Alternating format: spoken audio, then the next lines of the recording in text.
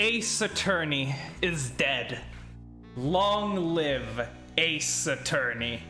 Welcome, welcome, welcome. Oh, I am so... You have no fucking idea how excited I am for this. Oh, I need to put the fucking notification on the Discord. Give me a second, I'll be right back.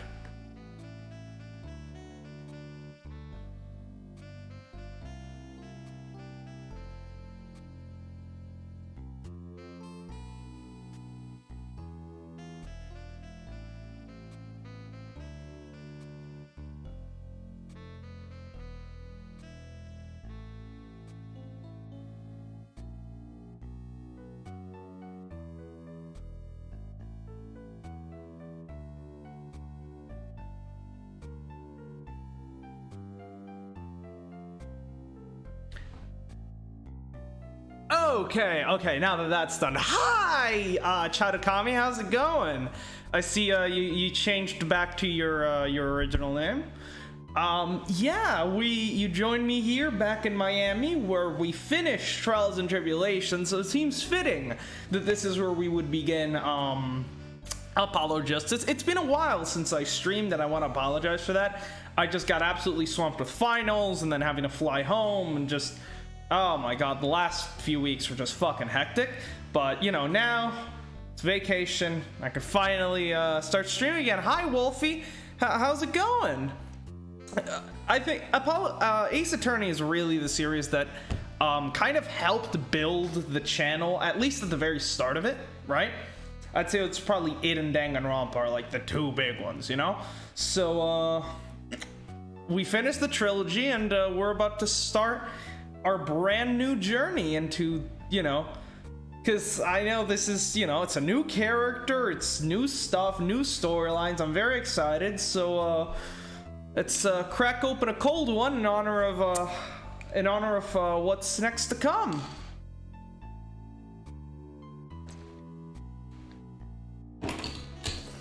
Is a blind playthrough? Yes, of course. As all well. It is blind. It's meant to be blind. However, I do have a couple of spoilers. I don't think they're like major stuff. I know some stuff about Apollo. I know some stuff about the girl with the like magic hat outfit thing, and I know some stuff about Phoenix. That's all I know. I don't know anything about like any of the cases or anything like that. Also, if you see me looking over here, it's because I got my fucking, like, here's where I'm actually playing the game, right? And then over here, I've got the fucking Streamlabs open where I can do, you know, all the crazy hacking and shit, right?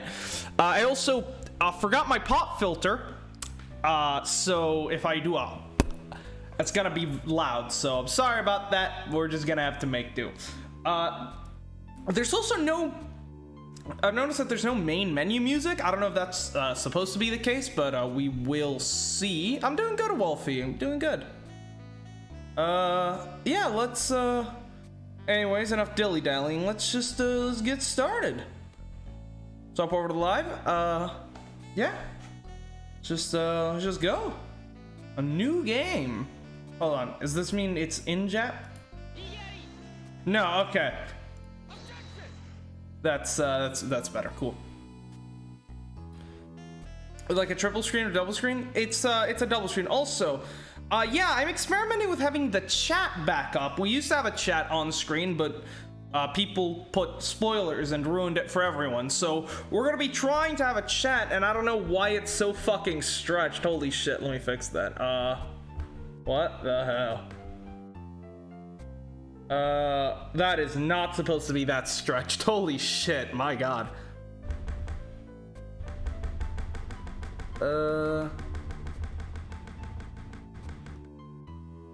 That seems a lot better. And then just... It's still really fucking stretched. Why the fuck? Hold on. Let me fix this real quick. Maybe oh, maybe do like a... I think it's actually meant to be like a square, maybe? So we'll try that. Yeah, okay. Alright, we'll see how that works. We will see. We will see. Anyways, yeah, it's this is on the Nintendo 3DS, so we got two screens. We got the big one, and we got the little one over here. So I decided to make the big one really big because that's where most of the stuff is going to be happening. So yeah, let's get started. Also, I almost forgot to turn off Godot's theme because it's just that good. The fragrance of dark coffee or whatever the fuck. Anyways, let's get started. Turnabout Trump. Okay, off to a good start. I can't believe Orange Man got himself locked up. What? I guess that that investigation into January 6th really fucking got him, didn't it? Jesus.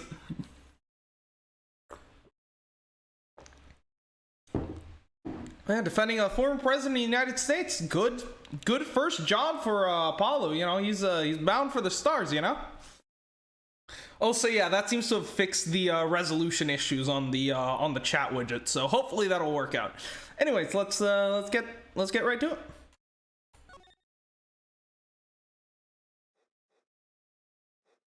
Episode 1, Turnabout Trump. Oh.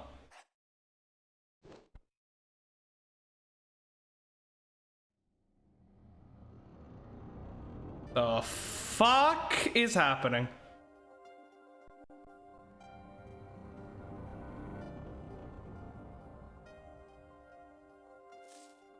Oh.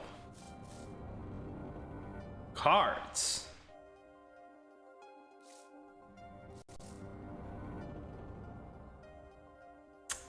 Someone's got a gambling addiction. You lose.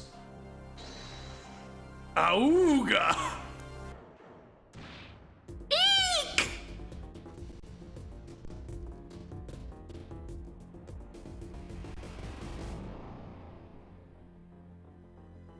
So, two guys were playing cards. Someone got murdered. Intriguing. Seemed to be in a bit of trouble. Something like that. Dead. Someone hit him hard. Me? Please.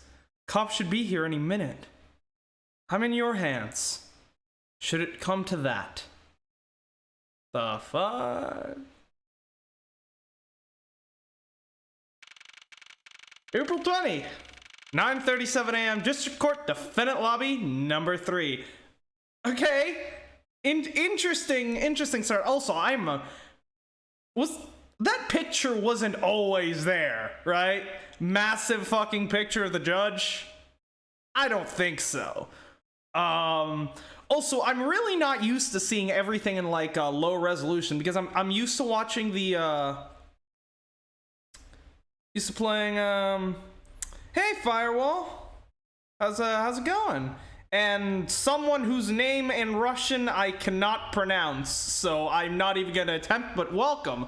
Yeah, I'm used to playing the HD remastered trilogy, which has like all the upscaled, like redrawn graphics and shit. So it's actually wild to go back and play like the you know, this in like the original fucking resolution, you know?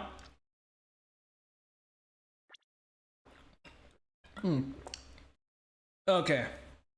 So that's saving. And we can access the court record. Cool. So I take it we're not playing as Phoenix Wright anymore, right? Attorney's badge. Type other. One of my possessions. How long did I yearn for one of these? Just putting it on makes me feel ready. Smith's autopsy report. Report received during the preliminary hearing. It's the judge's wall, and yeah, that painting was there in the first screen. It was? I don't believe... Hold on, I'm gonna go look this up. Give me a second. It can't have been there the first 3 games. I just fucking missed it? What? Just give me a second. I'm gonna pull this up right now. Ace Attorney. Or literally, I'm just gonna go to my very first Ace Attorney video and just check that one. Because it should be there, right? What did this channel blow up? I mean, we got a few, we got like a bunch of subs recently off of the Guilty Gear Strive Happy Chaos reaction. But hold on, the video's loading. Yes, the Larry Butts case. What a classic.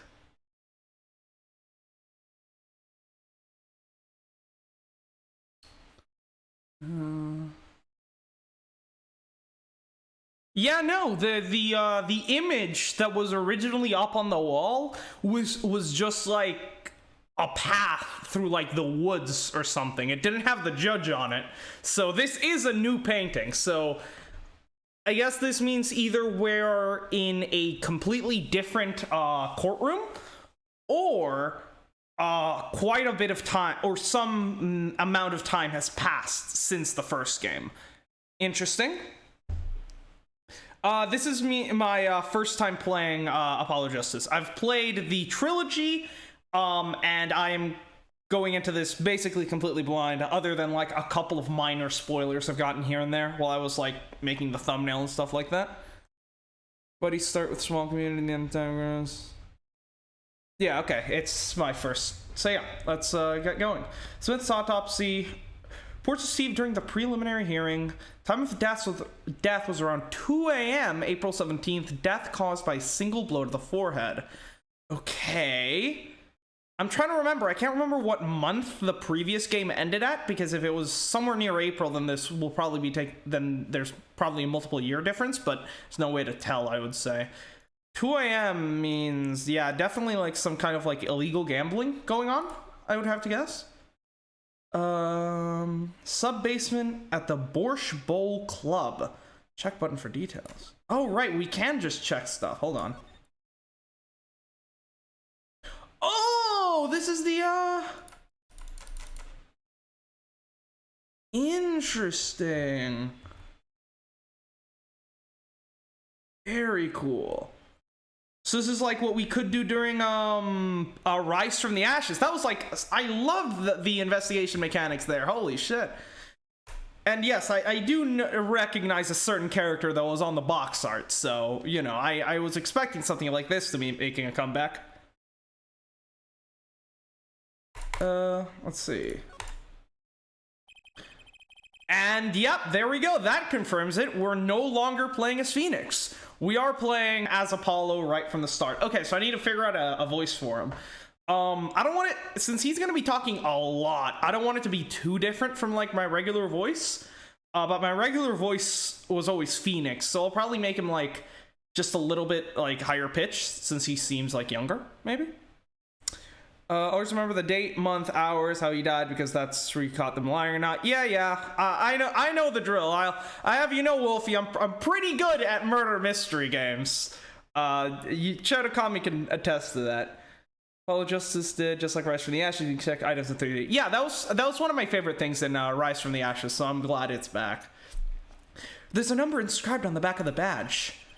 There are many numbers like it, but this one is mine. Proof that I'm an attorney. To tell the truth, I got a happy feeling inside just looking at it. Okay, so we are indeed playing as Apollo. Is his last name Justice? Because if so, that's fucking convenient. Holy shit.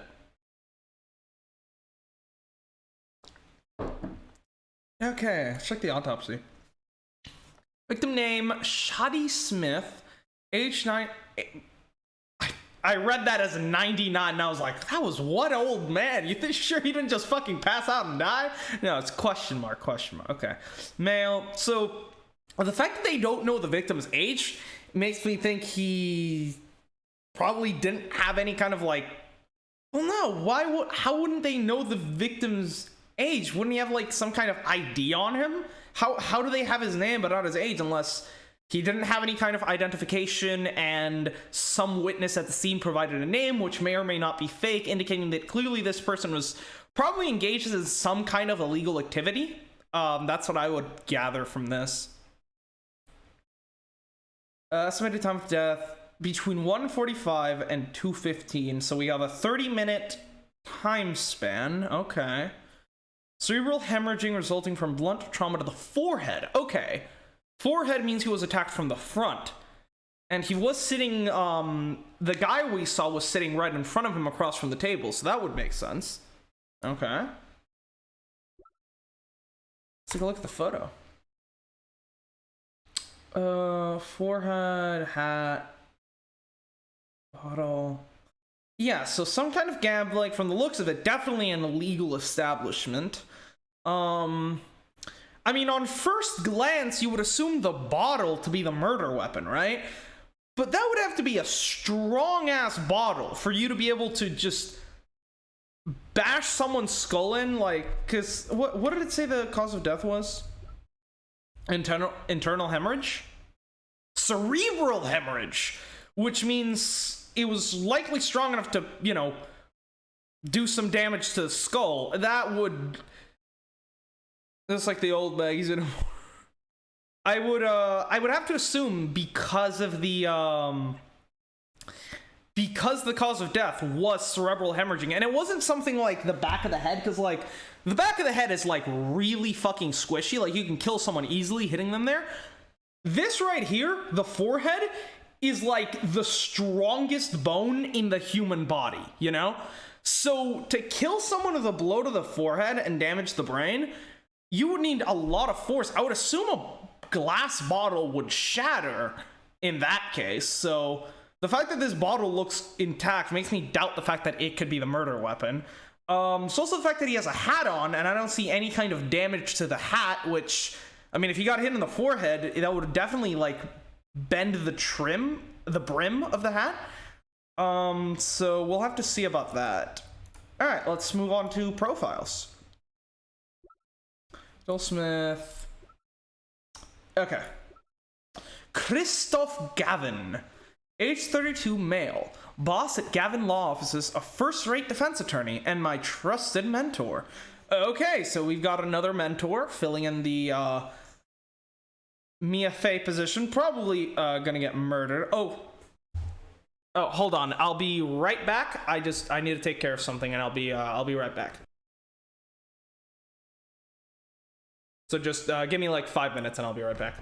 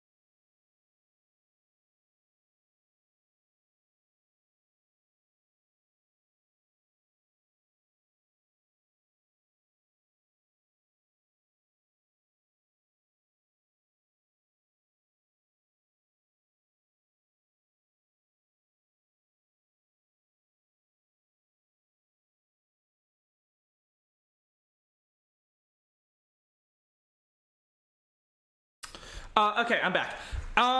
You do make a good point, Firewall. If the bottle had contained liquid is incompressible. It's one of the, it is one of it's what sets liquid apart from gases is the fact that liquids cannot be compressed. Most liquids, at least.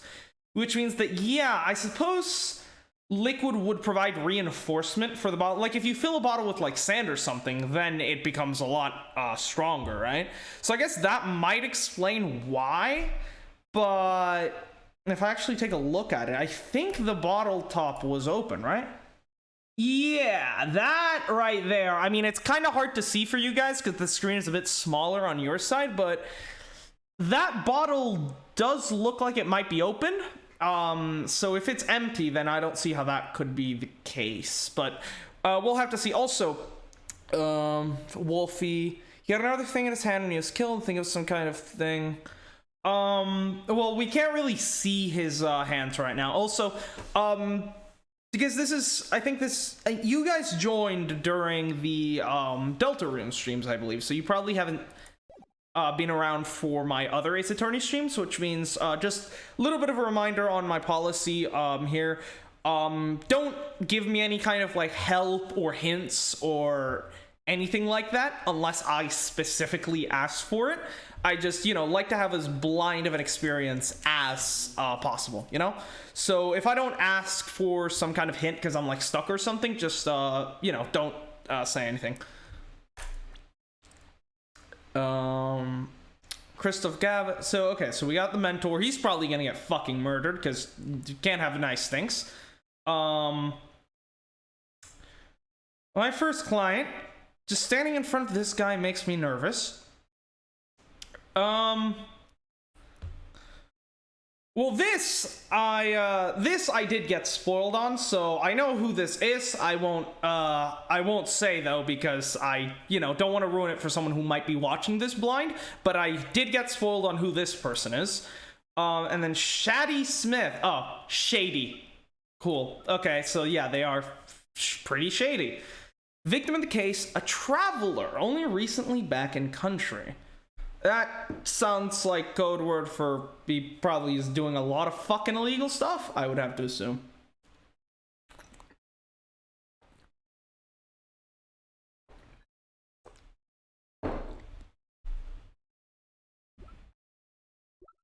Okay, I think that's everything in the court record, so let's get back to it. Panicked, palms sweaty, knees weak, arms. There's vomit on his sweater already. Mom's spaghetti is nervous, but on the surface he looks calm and ready to drop bombs. But he keeps on forgetting what he wrote down. Okay, I'm done. I'm fucking done. I can admit it. I'm nervous. Good morning. Who the fuck? Ah, this guy. Good morning, sir. You look tense, Justice. Wound up tight? Okay, so his last name is Justice. That is incredibly convenient.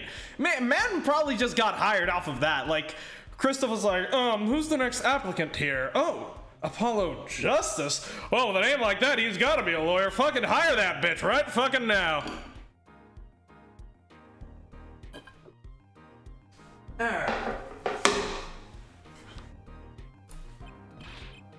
Wound up, sir? No, I'm loose. I'm fine.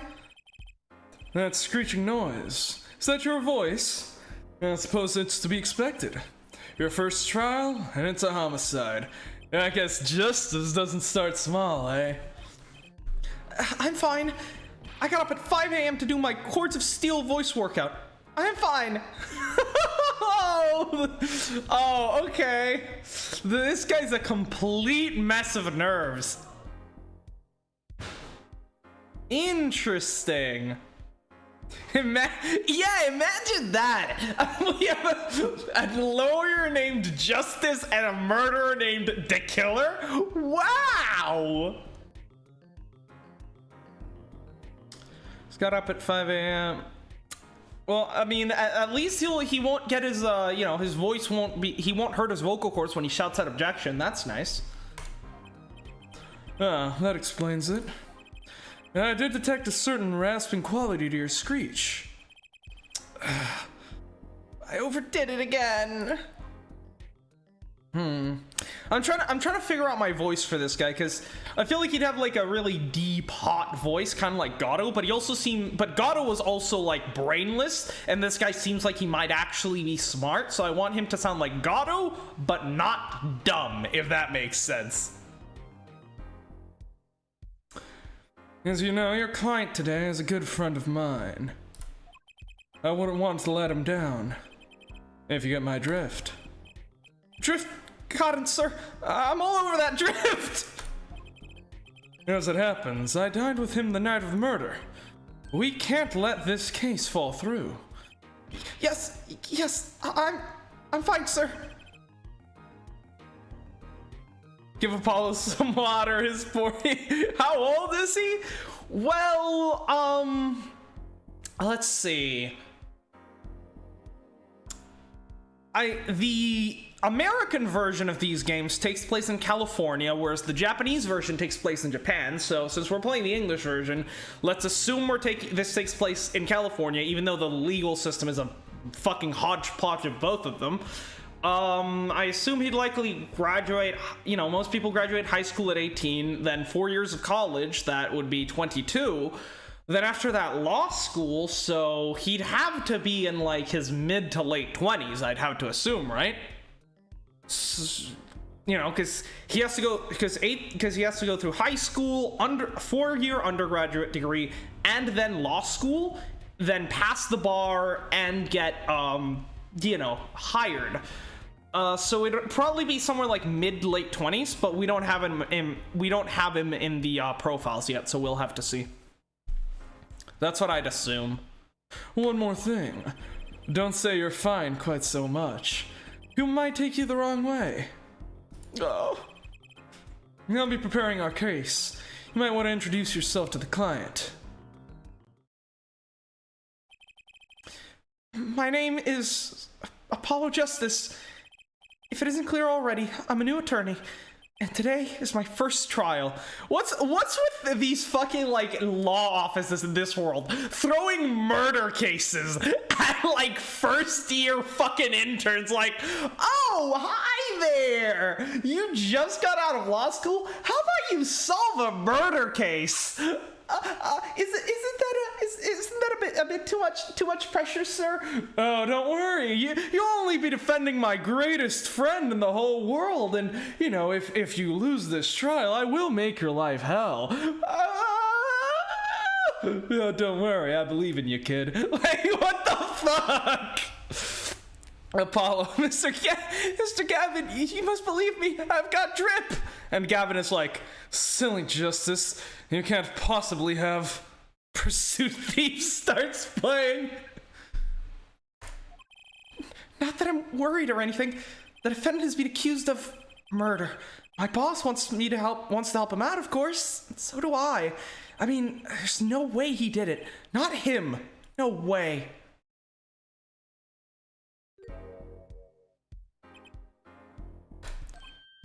Whoa.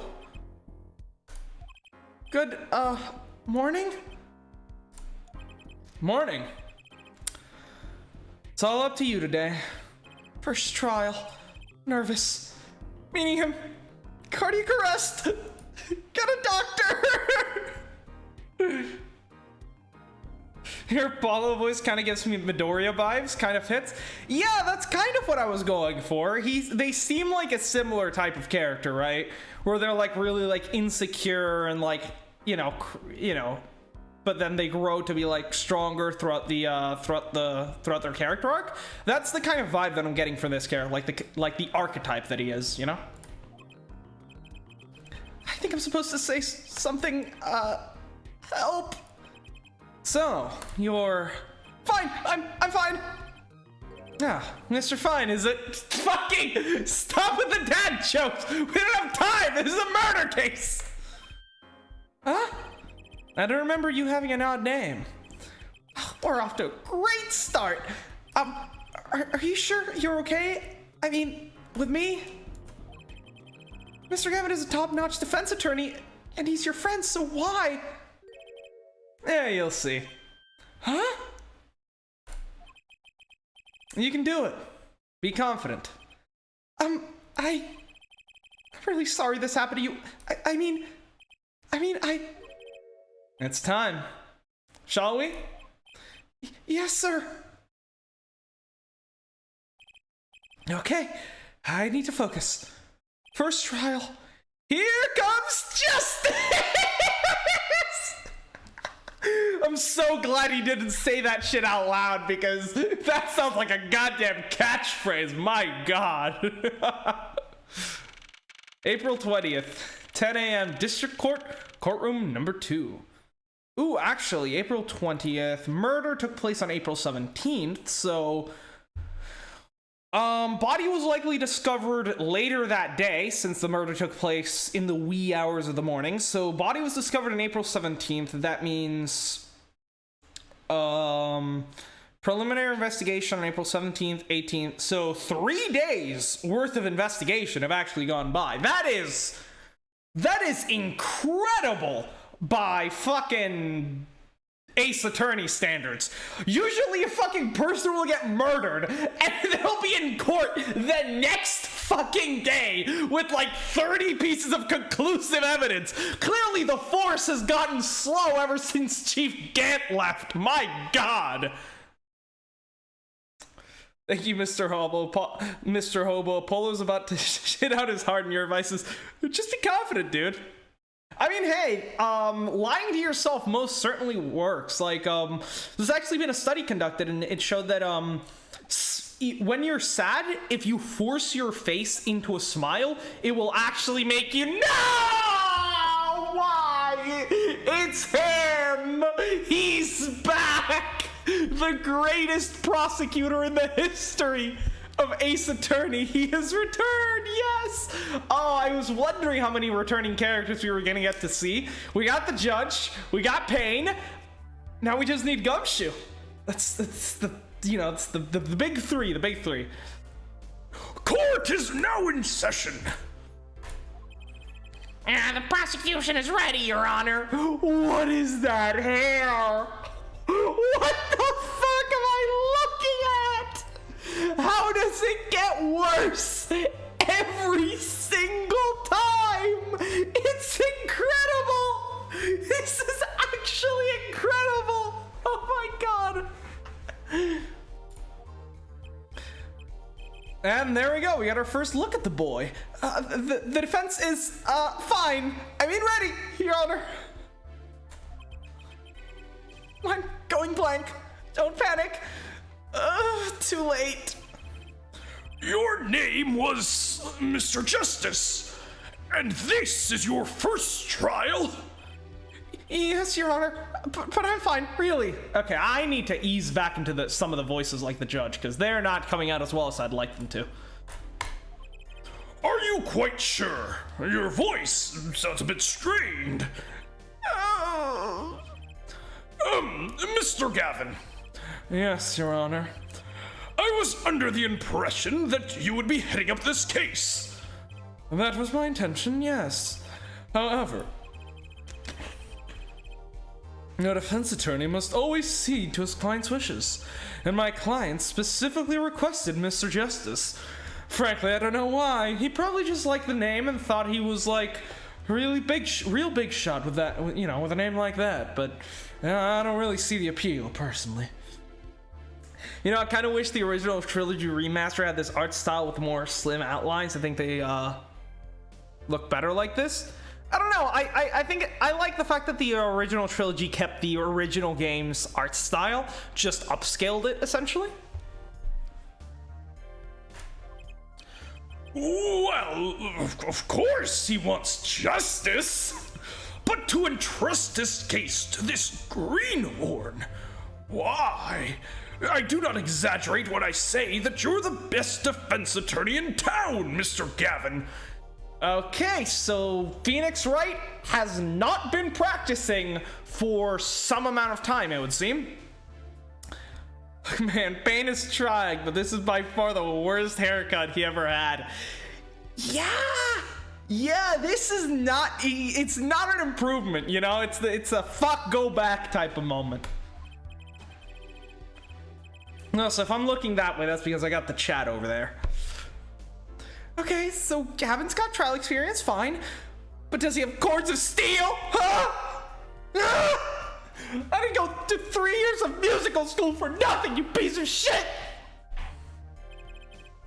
And let's begin. The defendant may enter the courtroom. I like your cut, G.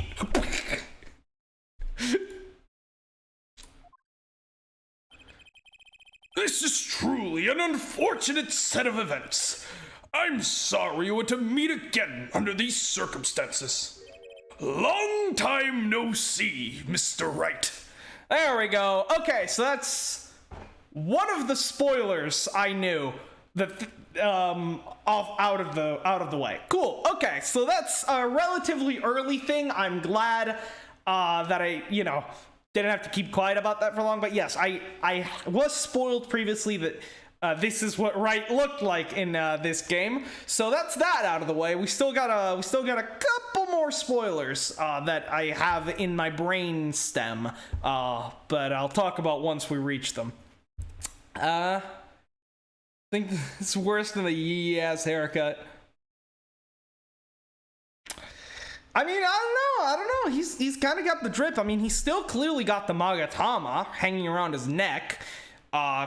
Likely, hidden in like an amulet or something, but he's got, the hoodie is pretty drippy, and that hat, that beanie is absolute style. My God. It's actually quite funny, because like the first time the judge met Phoenix Wright was when Phoenix was on the defense, was the defendant for the murder of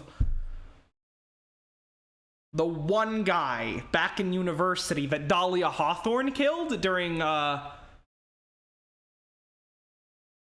forget what the, Turnabout Beginnings?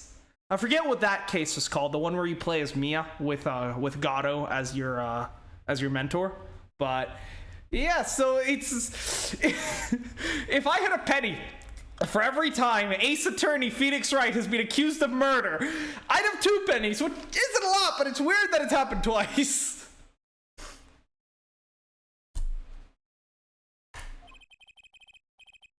Yeah, let's put the past behind us, shall we? These days, I'm merely Phoenix Wright, piano player. What? I'm sorry. What? Hey, Phoenix, I hear Apollo over there has been doing some vocal exercises. Maybe you two should start a band, You can play the piano, he can sing, we need drums, we need a guitar, but we can figure it out. We'll figure it out, Mr. Wright, how could this have happened? I won't speak of it further then. But yeah, it seems he's been out of the lawyer game for quite a bit now, which makes sense considering he's no longer considered the ace attorney, right? So we'll have to see how that goes. Look, and the Magatama was never a thing. Maya just gave Phoenix a bag of cocaine, and Phoenix just convinced himself that it's a Fey artifact. Hey, that bag of cocaine worked fucking magic. It allowed him to see through so many lies and deceptions. Holy shit. God damn. He was never smart enough to use the Magatama during a cross-examination, though, because at the end of the day, Phoenix is a fucking idiot. If the prosecution would be so kind as to explain the charges, Mr. Payne. To think, I saw you enter this room, a fresh attorney, and now I see you leave in chains. Winston Payne. Subtle as ever, I see. Hold on, wait! No, okay. He was, wasn't he? Yeah, he was! Winston Payne was the one who prosecuted Phoenix when he got arrested for murder back in college. That's fucking amazing! And I love the fact that he completely doesn't fucking remember. Holy shit. Phoenix has a habit of playing the Pursuit theme when he caught someone lying, so that's why he always has a piano near his seat. He's like fucking Giorno Giovanna, right? You fucking lie on the stand, all of a sudden you hear objection, and then fucking...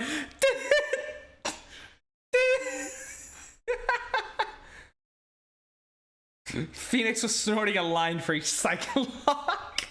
Yeah, and he, he doesn't actually break through his opponent's lies. He just, snorts a bunch of cocaine and he intimidates them into telling the truth.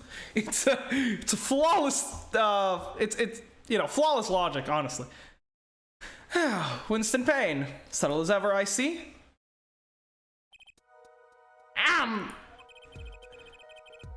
The crime occurred at Broshed Bowl Club, Russian restaurant. Also, by the way, since I'm having this whole setup with like an Elgato stream card and shit, capture card, fuck. I'm not sure how the audio levels are balancing out, so let me know if the game is too quiet or too loud, and I'll go ahead and fix it, because I have the audio from this computer going to that computer, which then goes into my headphones, which then goes back into that computer, which then gets mixed with the fucking microphone and then gets sent out. So that shit's impossible for me to figure out. So if the game is too quiet or too loud, let me know and I'll fix it. Oh, so this game is probably my second favorite pursuit thing. Interesting. What game is your favorite? I quite like the third games. Even though I have a lot of issues with Trials and Tribulations, the music in that game is truly great. The defendant, Phoenix Wright, took the victim, a customer, and he hit him, wham, on the head, smack, killed him cold. A customer at the restaurant, you say? And the defendant, you say he was? The pianist for the club, it seems. Phoenix Wright, a pianist. This is the weapon that took the victim's life, a bottle of grape juice. Grape juice is apparently our defendant's drink of choice. The court accepts this deadly bottle as evidence. Okay, let's take a look at that. Something to note, Justice. Hold on, I'll note stuff later. I've got stuff to do first. Also, we finally have Phoenix right here. Pianist at the Borscht Bowl Club, formerly an ace defense attorney of some renown. Just, you know, he gets a little bit of renown as a treat. Let's see. Grape juice bottle used as a murder weapon bears the defendant Mr. Wright's print. I mean, cool. Do we have any evidence of it actually being the murder weapon, though? Because it's like bottles are mass produced, so you can't really just go by the shape of them, you know? So unless there's like some clear indication somewhere on here that this bottle specifically was used as the murder weapon, I don't really, like, there's not even any blood on it. There's, you know how many fucking, you know, veins and capillaries are in your fucking, your skull? Like, if you hit, like, a tiny fucking cut on your skull just gushes fucking blood. Like, this would definitely need to have some kind of blood stains on it, right? Have you played the investigation games? No, they came out after Apollo Justice, so I'm playing in release order, essentially, since that's usually the best way to play things, and to watch things, other than, like, Star Wars. Bottle didn't break. Yeah, that was my kind of question, but looking back on it, it seems the bottle still has the cap on it, and we can't really see if the bottle has any kind of liquid on. Well, actually, no, the bottle is empty because grape juice wouldn't be clear, so. But again, if the bottle was filled up with liquid, then it most definitely is able to cause cerebral hemorrhage without the bottle breaking, because the liquid just adds so much force to the impact, and because liquids are non-compressible, according to the laws of physics, it will also ensure that the bottle doesn't, it'll make it harder for the bottle to shatter. However, if the bottle was empty, I don't see it happening unless the glass on this bottle is exceptionally thick, which would be interesting. By the way, that's not wine, it's also grape juice in the Japanese version. Oh yeah, I know, because this is Ace Attorney, right? Grape juice is the favorite drink of the creator. Ah, interesting. Very cool. Yeah, let's take a look. Grape juice. How long has it been since I drank grape juice? Apparently it's Mr. Wright's favorite drink. I wonder how well it goes with borscht. Nothing we can examine here. Is that literally it? Oh, bottom of the bottle. Let's go. The bottle is completely empty. He makes a note of that, which is interesting. Now, of course, it is entirely possible for someone to have, killed him with a full bottle and then just dumped the contents out. Also, I'm using natural fucking light from, like, the window right now, which is not ideal, and it's starting to get dark, so you'll see my face getting darker.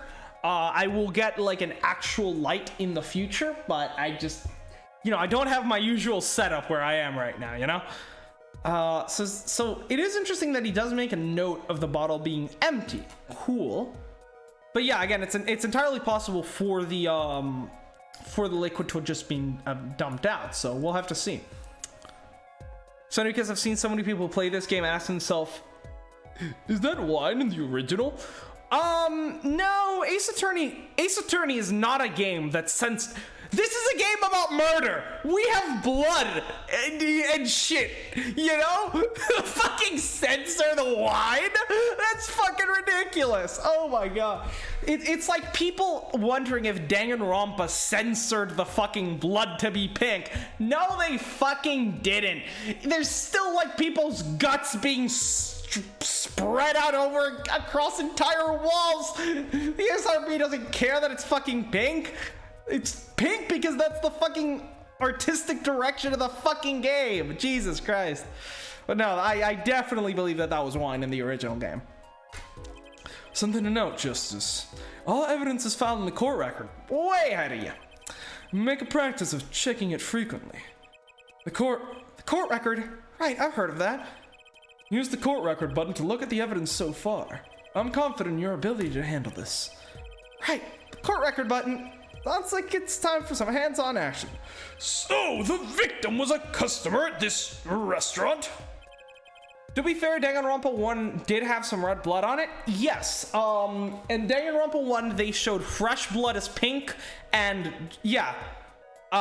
dried blood, like, blood that's been there a long time, is shown as red, so...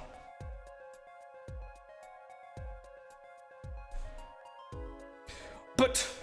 just who was this, Shady Smith fellow? We believe he was a traveler, Your Honor. A traveler? That's not an occupation. What did he get fucking paid to travel? Are you saying he was a flight attendant? Of course, now it all makes sense. According to his passport, he had been out of the country a number of years. He had only returned to this country recently, although his place of residence is You have his passport, but you don't know his fucking it? Hold on.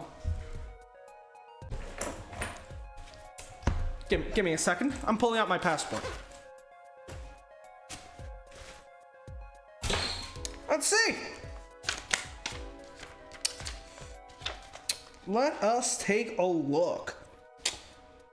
Oh, would you look at that? What is this thing here? What is the date of birth? Date of birth. Oh. Well, it turns out you can actually figure out someone's age pretty fucking easily from a passport. Who would have thought? What the fuck country was this guy from? Or was fucking Gumshoe in charge of the initial investigation? Because then I'd believe it. If Gumshoe was in charge of the investigation, I guess this makes sense. But otherwise...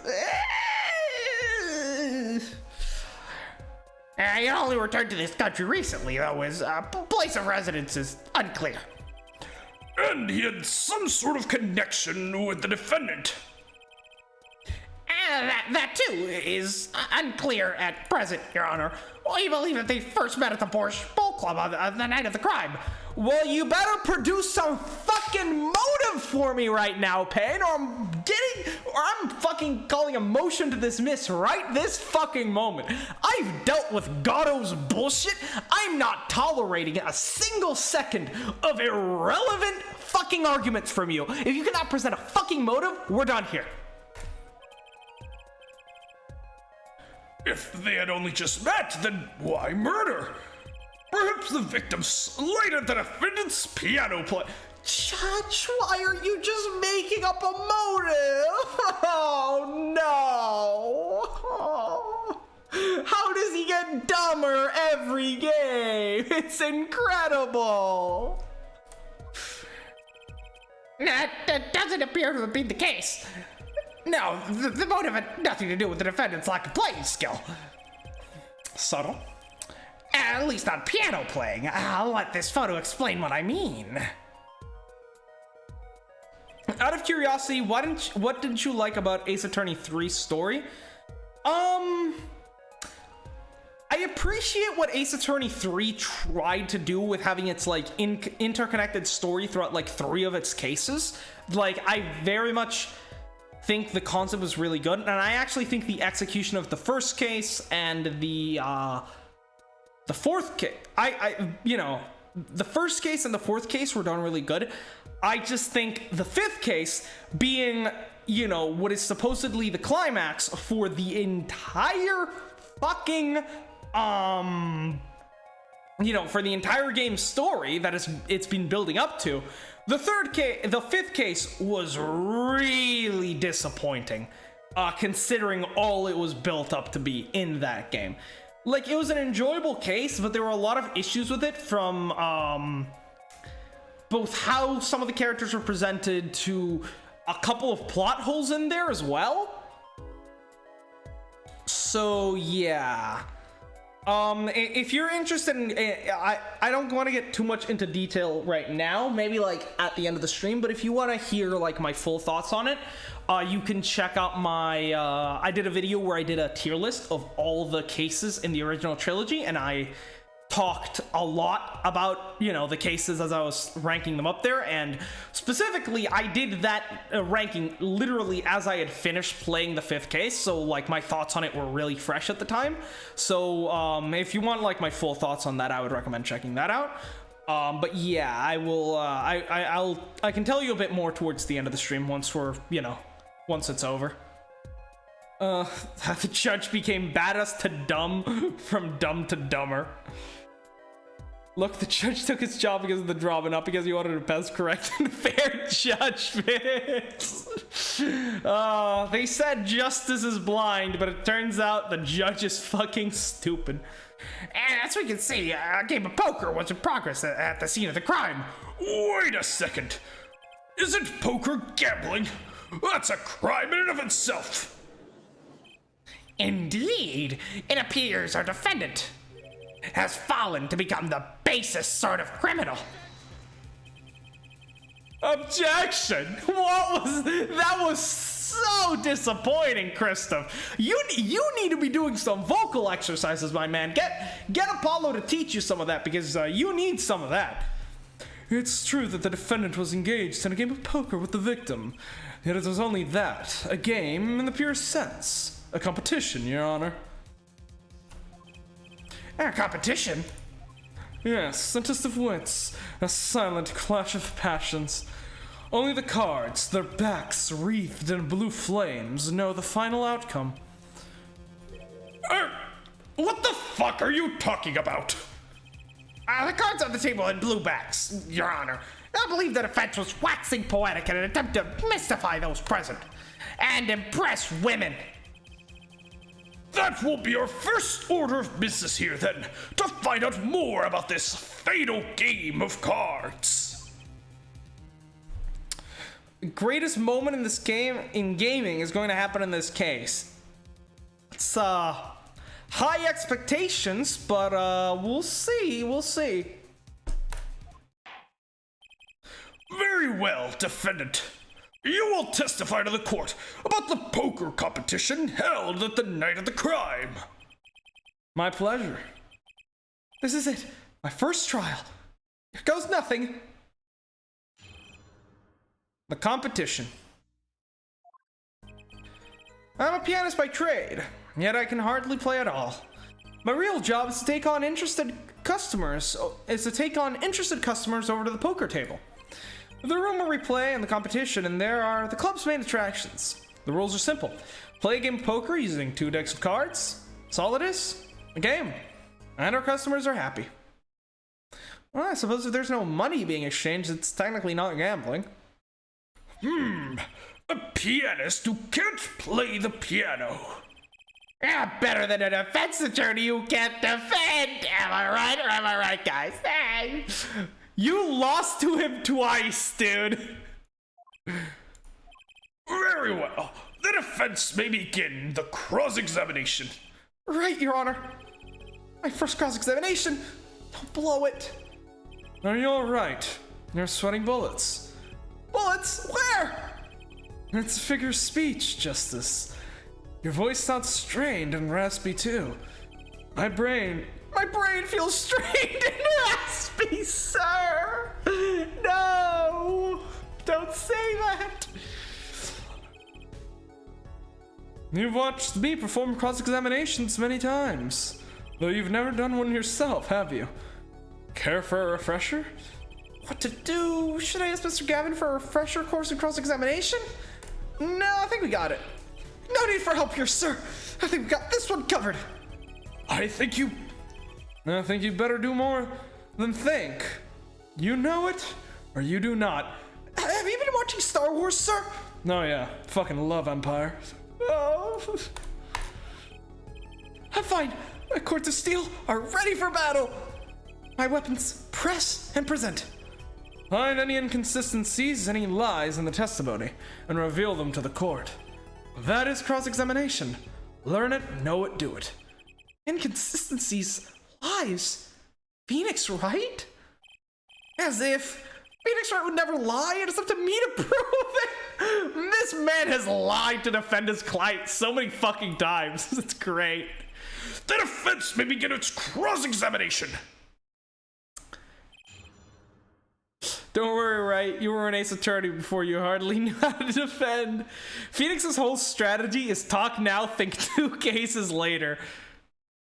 This in the remaster trilogy. Why can't you just skip the tutorial if you want to? I don't know. I bet Payne loved Attack of the Clones.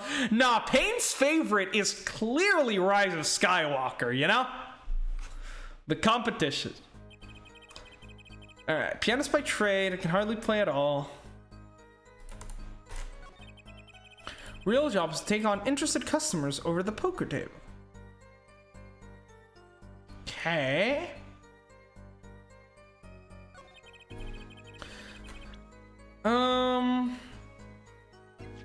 I don't think we have any sorts of, I didn't spot any contradictions the first time around, so I'm guessing we'll just have to press them.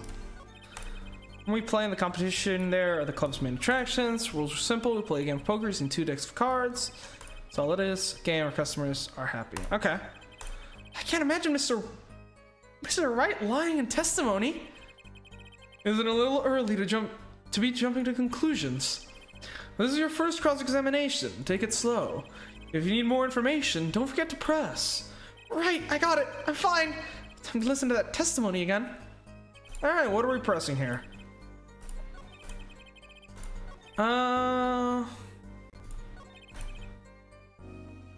Yeah, tell me about this, just a game, because this is like the main point of contention right now. So, you claim you weren't gambling? That's right. It was simply a game. You didn't bet any money? Not even a little? The only thing at stake in our game was pride itself. Ho ho! Well put, Mr. Wright!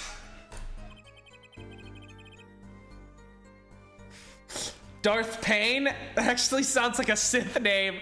No, that's too on the nose to be a Sith name. Just Darth Payne, you know? Like, you know, it's usually something like more, you know, obscure, right?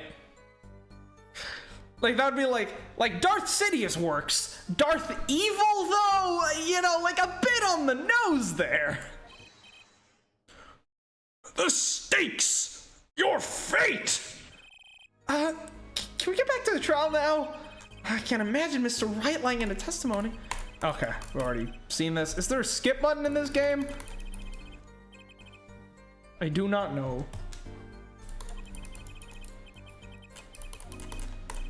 That is actually very, that is actually useful information. Is there a skip button? Because if the game crashes or anything and I have to reload, speaking of reloading, I should probably save. Like, it would be useful to be able to just skip dialogue without having to click through every single one. No, don't return. We're fine. It's also gonna be annoying only having one save file, you know? But I guess it's fine. Yeah, let's think about the 2 decks of cards. That's interesting to me. 2 decks of cards? That's a simple measure to prevent cheating. If you alternate 2 decks, no one can slip in cards. There's something else I noticed. In addition to the cards on the table, there are some lying scattered on the floor. Precisely. Cards on the table, cards upon the floor. Actually, can we actually, like, check the image? No, we can't. Okay. I just wanted to make sure I hadn't missed any of that. Yeah, I mean, it's entirely possible for the cards to have just fallen down when, because 2 decks, we only see 1 deck on the table, so it's entirely possible that the other deck could have just fallen on the ground. That's fine. Like, we'd have to actually count how many cards there are to figure out, if there's anything fishy going on here. Not in the original DS game, you could skip text after you finish the game or something. No. Oh, that's gonna be painful. That's actually gonna be painful. Because if the game crashes, we're just gonna have to click through everything individually. Fuck. Okay. Okay. Yeah. Each one forming a complete deck. A crime scene painted blue by a sad sweep of cards. Okay, Christoph, not gonna lie, you're giving me some big Gato vibes right now, which are not good vibes to give. I will say it makes me question your logical faculties. It's poetic, really. Incidentally, we use 2 types of cards at the club. One deck of cards was red, the other were blue. As I recall, in poker you make 5-card hands. I can see how it would be easy to cheat. Yes. Game of hands. The fuck? Save state every 5 minutes. Yeah. I mean, I don't really like to save scum, right? Like, obviously I won't like end up like replaying the entire fucking case, but if I fucking lose health, I fucking lose health. That's just how it goes. Pianist by trade, I can hardly play at all. Alright, well let's... You can hardly play. Oh, I play sometimes, when customers demand it. So I play them 1 song. That's usually all they want. Is that supposed to be a post just now? The title of pianist is a mess. A respectable face I wear for the world at large. Then why are you really at Borscht Bowl Club? Okay. They pay you just to play poker? That would seem to be the case. I'm a professional after all. Do I detect pride in that statement? It's just hard for an honest, hard-working member of society like me to imagine. Yes, your imagination was always a bit limited, Winston. Oh my god! Oh, clean up on aisle 6! Oh, Judge, we've got another murder case on our hands. I can't believe it. Phoenix Wright has convicted a double murder. Oh my god! Oh, it's a gruesome one too. Oh, what? I've played poker for 7 years in that little room, and I've never lost once. To be fair, Phoenix Wright is the king of fucking bluffing his ass off. Both Gavin and Gato wear glasses to aid in their vision. Coincidence? I think, yeah, probably a coincidence.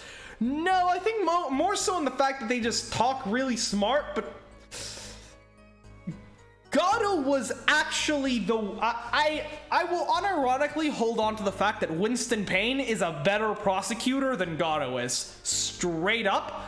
He only manages to get through shit by just, sounding smart and like philosophical, and the judge is like, yeah, that's gotta be right. He never makes any kind of like actual points like Edgeworth and Von Karma and the other Von Karma and Payne do. Hey, Dariad?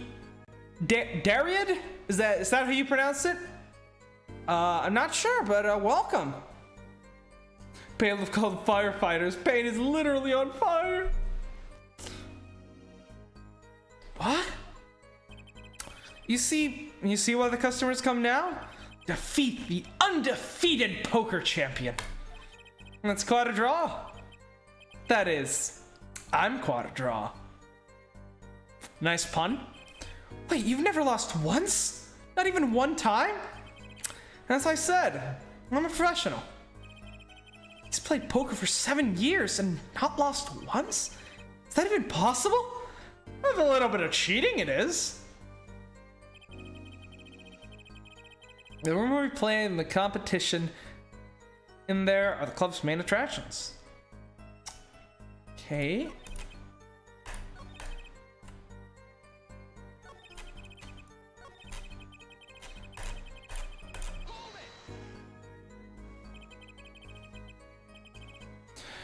This is the only piece of backseat gaming I'll give you. It's better to press everything because this game gives you more information statements that seem irrelevant. Yes, that's the case with all the Ace Attorney games. I also, typically I will try to just press stuff that I'm interested in first. And if I see a contradiction, I'll fucking call it out, right? But, the room in the crime scene photo is an attraction? And it's quite a history, actually. The Borscht Bowl Club used to be a gathering spot for black market types back in the day. Black market? All in the past. Places like the black market are only on the silver screen nowadays. Suffice it to say that there were a lot of deals being made under the table. Right there in that room. A smoky room, gambling hoods. Just looking at this picture makes me feel bad. The bosses gather around the table, cutting deals. Safe from the eyes of the law. Meanwhile, Goon keeps watch through the small window. And I can practically picture it now. That window does look like it would be good for keeping a lookout, but little else. The room had a few other tricks to it. But it was common knowledge to our regulars. At any rate, they came to play poker in a room steeped in history. Despite the dark past, it was all just good, clean fun. Okay. This competition you're talking about, I believe the court understands the nature of the game sufficiently. That's right. It was a simple game after all. Are you sure? Huh? People are not murdered over simple games, Mr. Justice. Someone tried to kill the Genshin Impact devs over their waifu, so... Yeah, about that, Judge. Defendant, you were in the room the very moment the crime occurred. Yet, you claim no connection to the crime. That's strange. What's strange? Now specifying about the competition that night. Asking me about the crime at this point is against the rules, Your Honor. Of course, I expected to hear a cry of objection from the defense. Oh, I completely let that slip by. They all came in the restaurant to slay the Phoenix, I guess. Yeah, but you can't. He just keeps coming back every time. Don't despair yet, Justice. Sir? Right, there's something I'd like to make clear. Namely, your connection to the case at hand. And I'd like to hear it from you. Come on, does the judge look like a Genshin Impact player? Yeah, kinda. Yeah, sure, why not? Very well. The defendant will amend his testimony. Just one little press. I've got myself a whole new testimony.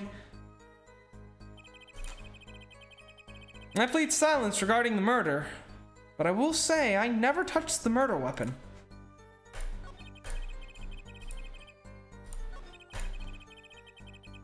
Not necessarily a lie, even if there is his fingerprints on it, but we'll press first. Otherwise, I think it's a objection with the bottle. Silence? The defendant has the right to refuse to testify. I haven't forgotten everything about the law. How much did you know about the law in the first place, Phoenix? You didn't know basic fucking fucking evidence law during the Rise from the Ashes case. But why? It clearly puts you at a disadvantage. And it's your job to turn that around in our favor. Yes? Great, like I didn't have enough to do already. Justice, don't you detect anything odd about that testimony? Wait, something he said doesn't did ring a little strangely. Just one thing. Now, what was it? When you figure it out, I'd suggest presenting evidence. Evidence that contradicts the testimony. A contradiction in Mr. Wright's testimony? Why? I'd better check the court record. I can't imagine Mr. Wright lying in a testimony. Isn't it a little early to be jumping to conclusions? Yes. This is your first cross-examination. Take it slow. Oh, okay, this is the same thing. Yeah, it's not necessarily that Wright is lying. Again, this is something that's come up multiple times in the case. Just because there's a contradiction between the court record and the testimony doesn't immediately mean that the witness is lying. This is exactly what happened with Victor Kudo during the turnabout recipe for turnabout. That's what happened with Mr. Kudo. His testimony was 100% accurate, despite it completely contradicting the court record. The thing is, it was the court record that was wrong at the end of the day.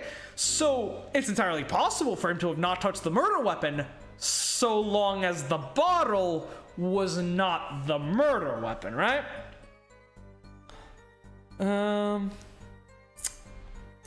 Liked how they show you how many statements you have with the dots on the next box. That's cool.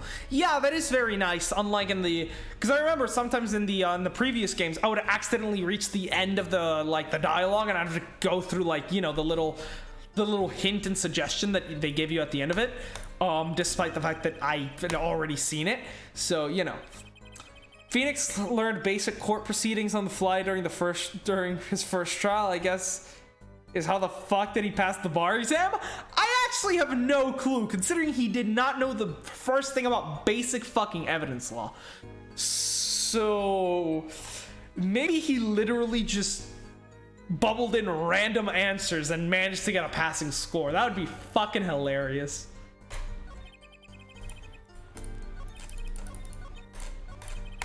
But yeah, I guess it's finally time to bring out the first one of the game. I'm actually gonna turn up the game volume so that we can hear this beauty. So the game should be a lot louder now. Objection! Okay. Good enough. Just wanted to hear the objection voice clip at full volume. Objection! Yeah, you can definitely hear the shakiness in his voice behind the objection. Very good work by the voice actor. So you say you didn't touch the murder weapon? This grape juice bottle? Yeah, not what he said, right? So I said. Something the matter, Mr. Justice? Oh my god, he did a fucking hair flip. No, who let Payne have long hair? I can do a fucking hair flip, but I have actual good hair. Too bad our new defense attorney never learned how to play dumb. What's this, Mr. Payne? Yeah, I examined the bottle in question, you see, and it was covered with the defendant's fingerprints.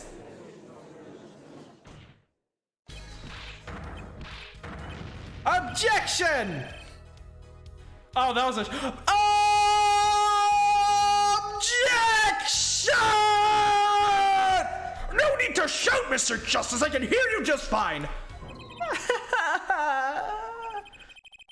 Excess yelling can damage the judge's ears and our case. That's the cords of steel for you. But what about my cords of steel? It's fine. You and Phoenix can start a band. It'll be fine.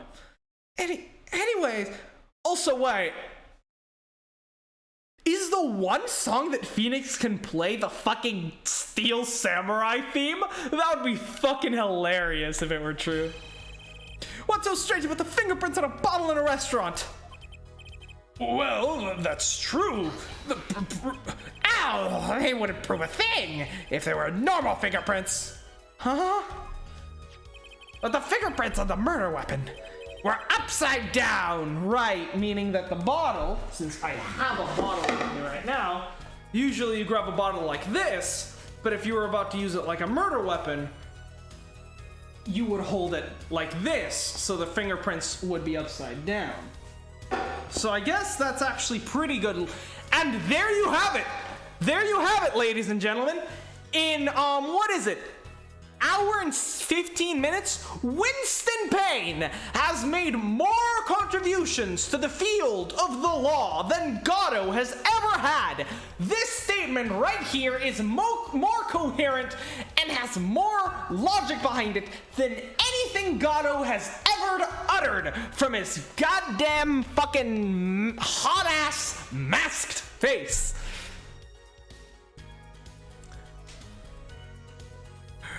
Leroy Jenkins! Okay. Objection! How was that? Upside down? What does that mean? It means you're holding the bottle inverted, and there could be only one reason for that.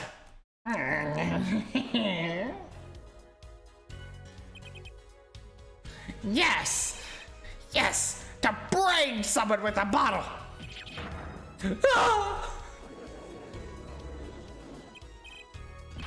Mr. Gavin, I think things just took a turn for the worse. Oh, I see no problem, Justice. The only thing that matters is the truth. There's a good reason for everything. You'll see. Defendant, can you explain your fingerprints on this bottle to the court? I stand by my plea of silence regarding the murder. For now. Not very cooperative, are you? This could hurt your case. I'm sure he's uncooperative because he's hiding something. There must be some reason. Objection! That is, nope, you can't say that. The right to remain silent cannot be used as evidence for someone having something to hide. This is very clearly established legal precedent and, actually, kind of topical considering it's one of the fucking dumbest things the prosecution did during the Kyle Rittenhouse trial. Holy shit. To be fair, Gatto never really cared about prosecuting. He just wanted to shit all over Phoenix because his waifu died and he didn't pass the blame. Well, yeah, that's why I will agree that Gatto is a fantastic character. But god damn is he a bad prosecutor. I'm just continuously baffled by the fact that someone as dumb as Gatto managed to actually, become, the fact that the judge just let all of his bullshit slide. It's actually probably one of my complaints with the third game. Just how Gatto's bullshit just gets just is let slip basically unconditionally. I would have really liked how during the last case when Edgeworth takes over as Phoenix and does some defense for a day, which I thought was really cool.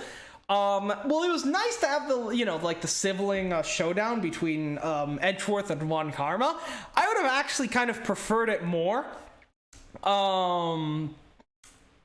if he had actually gone up against Gatto, because Edgeworth is a professional prosecutor. He's studied under the best in the biz. And he's no fucking slouch himself. So I really just wanted to see Edgeworth completely destroy Gatto and call him out for the bullshitting fraud that he is. But we never got that. And that would have been great. Objection! Kristoff's objection is actually weaker than Apollo's somehow. So, Your Honor, you seem to have forgotten something. And what might that be, Mr. Gavin? Well, of course, he doesn't have the cords of steel after all. Um, Oh, fuck. On the night of the crime, who was it who reported the murder to the police? Reported? Well, that was the defendant, Mr. Wright, but still, it was a self-report. Clearly, Mr. Wright is sus. Do do do do do do do do do do do. Really? Yes, well, according to the case file, the murder was reported from the scene by a call from the defendant's cell phone. Near the scene? All right, let's take a look at the diagram of the murder scene, shall we? Okay, this is useful. The victim was murdered in the small room in the basement, 2 floors down from ground level. Of course, cell phones can't get reception that far down. The defendant used the stairs in this hallway to go above ground. The call came from the first floor of the restaurant. I see, and this is the phone that made the call. The classic Phoenix Wright cell phone. I mean, prosecutors in the past also pulled off equally infuriating bullshit like the Von Karma's updated autopsy report. Payne, what is this Among Us thing you keep talking about? So, I will agree that both Edgeworth, Von Karma, and I guess Payne do sort of pull the shit with like the like, oh, so you've provided this very clear evidence for this for your case. Well, how about you give me evidence about why I should listen to your evidence? Like, just, oh yeah, well, prove it. Prove it. Prove it. Like, they always do that, and they do pull bullshit. But, and also, I will defend updated autopsy report because that's not really Edgeworth's fault. That's Gumshoe being just an idiot and not giving us the update, you know? That's Gumshoe's fault, not Edgeworth. But the thing with Gatto is that that's literally all he does. Edgeworth, Von Karma, and Payne do present actual, like, coherent arguments. Sure, sometimes they'll back them up with a little bit of bullshit because, you know, everyone likes a little bit of bullshit here and then. But they actually have actual arguments that are being backed by the bullshit, and they are good at presenting them and making logical statements and having a battle of wits. But Gatto doesn't engage with anything Phoenix says. Phoenix will literally show him fucking, like, concrete evidence, literal definitive evidence that his client is innocent, and God will be like, well, yes, right, but you haven't explained to me why there was a gummy bear lying 2 feet away from the murder scene in a completely different building. Unless you can prove that, your client is guilty. And then the judge is like, yes, that makes complete fucking sense. Mr. Wright, you have one chance to prove this, otherwise I'm smacking down this gavel right now. It's fucking ridiculous. Right cell phone added to the court record. Cool. Let's take a look. I was imagining we'd get the floor plan, but I guess it's pretty straightforward, so it's not like it'd be really helpful. Used by the defendant to notify the police from the restaurant's first floor. Okay. Ooh, okay. I see. Clearly something's gotten past the best and brightest in the police department. Let's take a look. Wow, the battery's being held with a piece of tape. He should just buy a new one. Maybe he can't afford it, or he just doesn't care. Oh, I thought that was like a secret message on the back of the phone. It's just that he's poor. Okay, cool. I guess, yeah, that really explains why he, like, if he's undefeated in fucking poker, yeah, they definitely don't play for money if he's like that fucking poor. I just think Gatto being a bad prosecution. Oh, no. I'm not. I think Gatto being a bad prosecutor. I think Gatto being like single-minded in his quest for just hating Phoenix makes sense and was definitely it's 11037, yeah. But I don't think it was intentional for him to be as dumb as he actually is. Like, it just seems a bit ridiculous, you know? Like, he is like I do think like him being like single-minded, like, you know, just being like really bitter and angry and like being, you know, making a lot of like dumb mistakes because of how angry he is, I think that's definitely intentional and definitely makes sense. But it's just, I don't know, it just feels too much because like the game definitely hypes him up as like, oh, this is like the best new prosecutor. Hell, Phoenix Wright himself says in the game, now admittedly Phoenix isn't exactly well versed in the law, so he's not exactly a good metric, but Phoenix does say that Gato is the deadliest opponent he's ever faced, which is some bullshit, you know? So I think it was intentional for him to be like, you know, like disregarding basic logic and just attacking shit, you know, but I think he's not meant to be as dumb as he actually is. And like, even if he was, I'm more so annoyed, not at the fact that he's dumb, because I think that actually makes him a better character, but at the fact that the judge just lets that shit slide, you know? Or hell, the fact that he managed to become a prosecutor with no one like, I still believe, like, it's still never explained how he managed to just become a prosecutor and start getting murder cases out of the blue, because he just showed up to the precinct one day with like no connections whatsoever. Like, I still legitimately headcanon that he just walked up into the precinct, was like, hey, I'm the new prosecutor here, and then he just saw fucking case file and it was like, oh, what are you reading? Oh, it's the case file for this murder. Actually, no, his first case wasn't even a murder case. It was the robbery of the robbery committed by the fuck, what was his name? The Luke at me ace detective and the Mask Damask case, right? It was a robbery case at first. He was like, oh yeah, this is just the robbery case that happened last night, pal. You want to take a look at it? He's like, oh yeah, sure. Phoenix Wright is the defense attorney. I'm taking this case. But pal, I have no idea who you are. I can't just give you this. Shut up or I'll have you demoted. I'm definitely your boss. I definitely work here. I'm definitely not a bum that just walked in here last night. Oh, okay, pal. Please don't cut my pay. Mr. Edgeworth did that too many times already, pal. Okay, I'll see you in court, pal. I'll get you all the evidence you need. You know, like that's how I imagine it went down. Because it only happened because Gumshoe's a fucking idiot, you know? Hello, fuck. Hi, Darius. Nice to see you, too. I guess alternatively, maybe he knew Lana Skye? Because Lana Skye knew Mia, and, you know, Gato, so I guess it's possible that Gato had connections with Lana Skye, but like that's retroactive because Rise from the Ashes was written after Trials and Tribulations, so well, I guess we can probably retcon it as Lana Skye got Gato the job. That's still a retcon. It still doesn't really make sense without considering Lana Skye as a possibility. Always give pass for characters as never managed in Summon's Gato because people can convince themselves that somebody is at fault, even if again Phoenix could have done absolutely nothing. Look at Diego, that's how he got the job.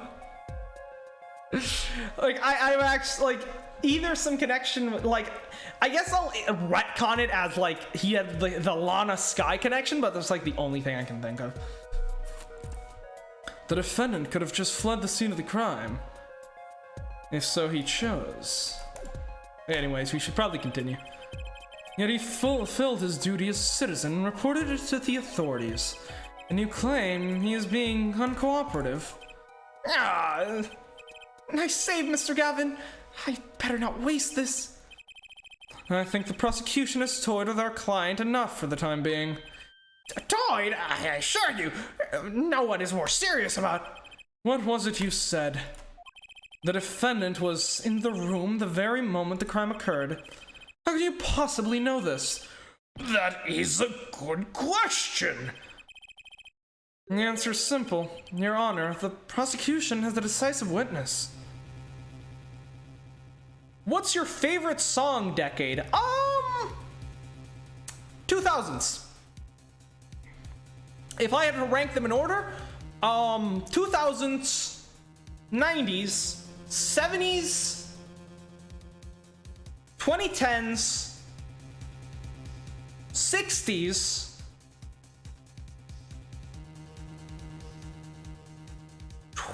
20s, 50s, 80s. I don't really listen to anything before the 60s. I will still hold that the 80s is the worst decade. Judges like, Mr. Justice Prosecutor Gatto is in prison. Why are you bringing him up now? And Apollo yells, Mr. Justice, Prosecutor Gatto is in prison. Why are you bringing him up now? and Apollo yells up, shut up, Judge! I'm taking with the chat in my head! Nah, 2000s was the 2000s was the pinnacle of emo and pop punk. So, yes, or just punk in general, I would say. 90s. Well, no, I would say punk probably peaked in the 2000s as well.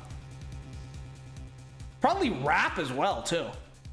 Though rap, you could argue for 90s as well. The answer is simple, Your Honor. The prosecution has a decisive witness. You're as good as they say you are. So someone else was in the room the night of the crime? This must mean they witnessed the crime. Everything up until now has been a warm-up, Justice. Are you ready?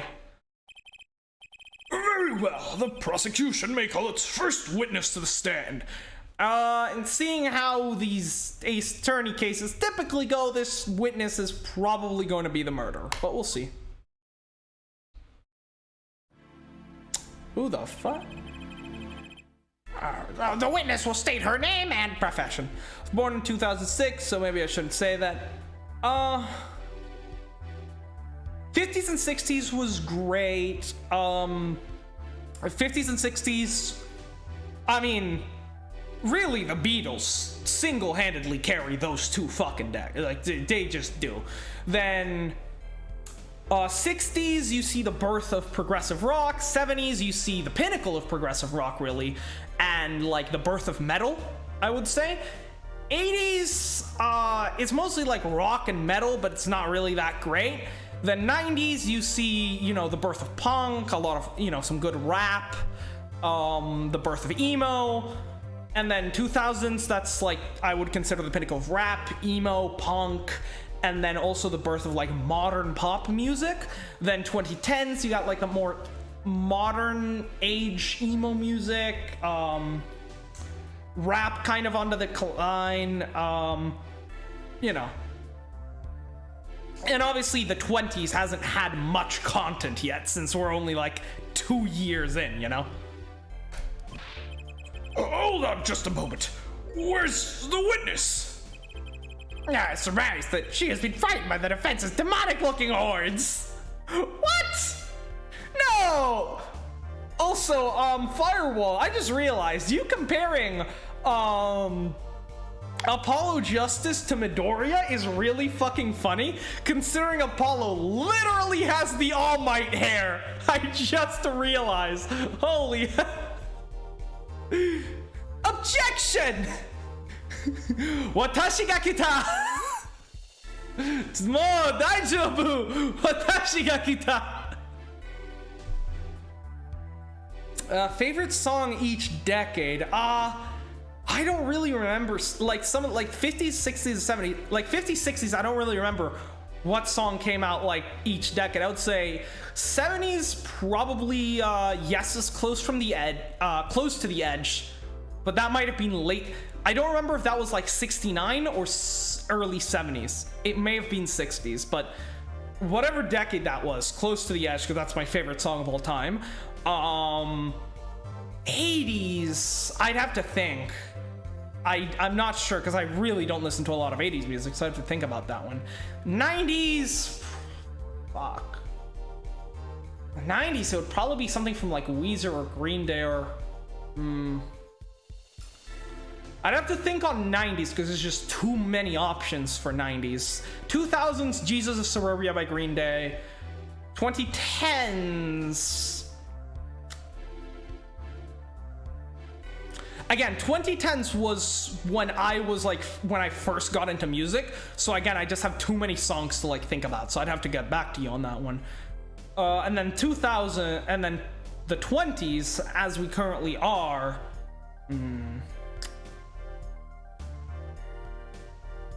But yeah, 2010s would probably have to be some kind of like, because that was like there's some good Panic at the Disco albums in the 10s. 20s, it would probably be like something from Weezer's OK Human, I would have to guess. Yeah, definitely. Ooh, actually 90s, Only in Dreams by Weezer. That one. Probably he probably ate Gavin's hair or something like that to obtain the Courts of Steel Court. That's why Gavin is such a weak Yeah, it's like the Mangekyu Sharingan. You gotta fucking murder your mentor to obtain it. Blueberry Hill, Mrs. Robinson, Rocket Man, Working for the Weekend, Basket Case. Basket Case is a good choice. Do your thing. Party Rock Anthem is an interesting choice. I will say that much. I surmised that she's been frightened by that. Oh, that's pain. Fuck. So I used a little hair gel. Relax, people. And hell, even when he goes into the fucking when he goes into like the fetus, this is kind of like fucking how All Might has the hair drooping down when he's not in his muscular form. Apollo Justice is just All Might, actually. What? Have no fear. If any horns point in your direction, this court will cut them off. Bailiff, get the shears.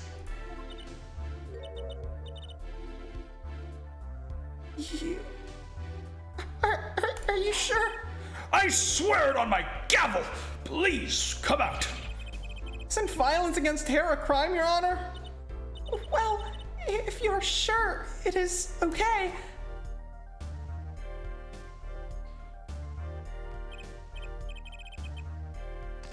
No. Wait a minute. Will the prosecution declare to explain the witness's paraphernalia? Yes. She is a professional, Your Honor. Those are merely the tools of her trade. And that would be... My name is Olga Orly.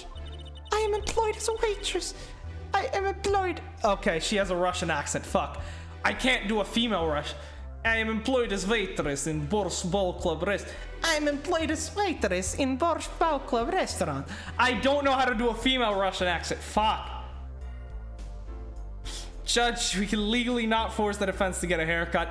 I don't know. This legal system is fucked up in so many ways. It would not surprise me. Then why the camera? Of course, it is my pride to serve borscht that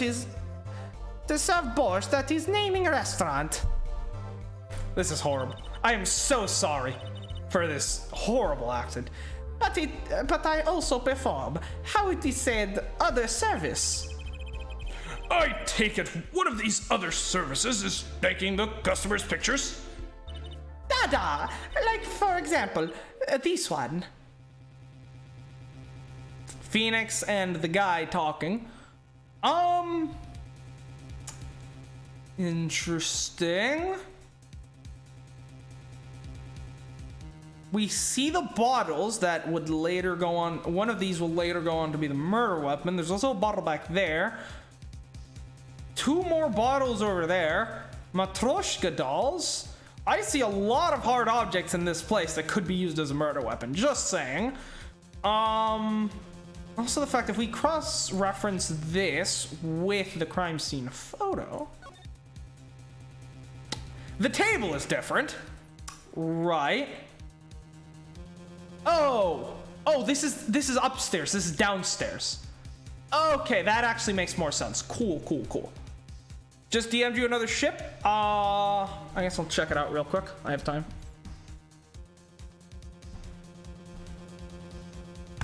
That is a pretty basic one. I'm actually surprised, but it's also a really good one. So good job, Darius.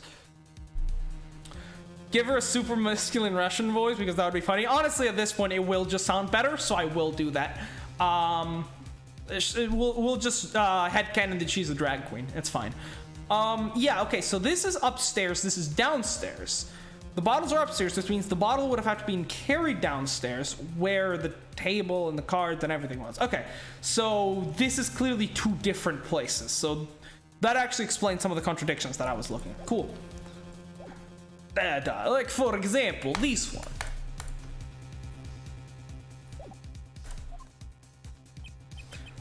That's the defendant. Indeed, on the night of the murder.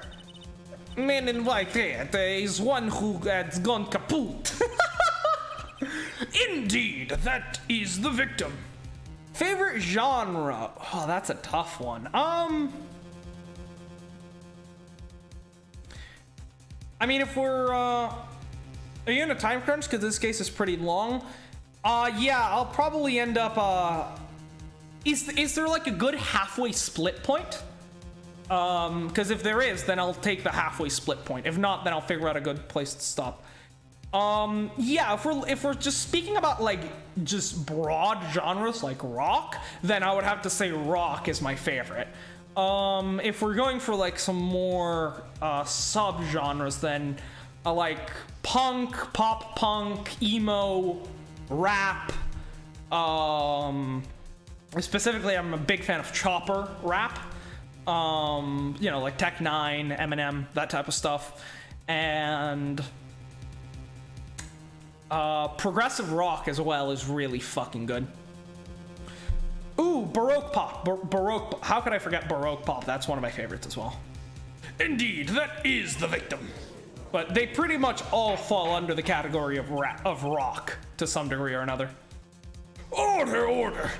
This is quite a piece of evidence to casually drop into our laps. It is the same way as I would drop cold bells of borscht on laps of customers, casually. Then the court will casually accept this new evidence. Okay, I'd like to take a closer look at it. Let's see. But yeah, firewall. Let me know. Is there like a good middle point, and like, am I far from it? Because if not, then this might actually be a pretty good spot to like stop right before we begin this cross-examination, you know? Yeah, I mean, we have the bottles. Again, a lot of objects that could be used as a murder weapon. So we'll have to see. Now, witness, where were you at the time of the murder? I was in room, the hideout, we call it. Hide. Excuse me? The hideout? It is room where the famous gangster Baghdad was arrested. It is room where murder took place. What? Your look of utter surprise, it is lovely. I will post my courtroom door later for you. Photos will be numbered and you will write which ones you want a copy of. So there were 3 people in the room at the time of the crime. The victim, Shady Smith, Mr. Wright, and Olga Orley, our witness. And if Mr. Wright isn't the killer, that means... Very well, witness. You could play until you get a recess. Okay, yeah, that is essentially what I was asking for. Is there a recess, and like how far away am I from it? Because like I can be here for about like an hour or 2 more, thereabouts. Hour and a half, 2 hours, thereabouts. You will testify to the court about the night's events.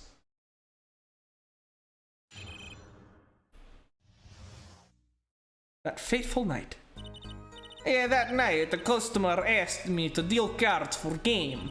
It was cold. Both players played with hats on. The victim, he plays whole time with his hands on locket at his neck. That is how... Oh my god, I'm stupid. I'm actually retarded. Okay. Oh my god, how can I be this stupid? The reason he's never lost... I even pointed out the fucking Magatama he had. The reason he's never lost a game in 7 fucking years is because he could use the goddamn Magatama to see if people are lying. That's fucking great. Under an hour, I think, with no setbacks? Okay. Then that should be cool. Because there will be setbacks. The victim, he play whole time. Wait, the victim? Hold on. Hold the fucking phone. The victim?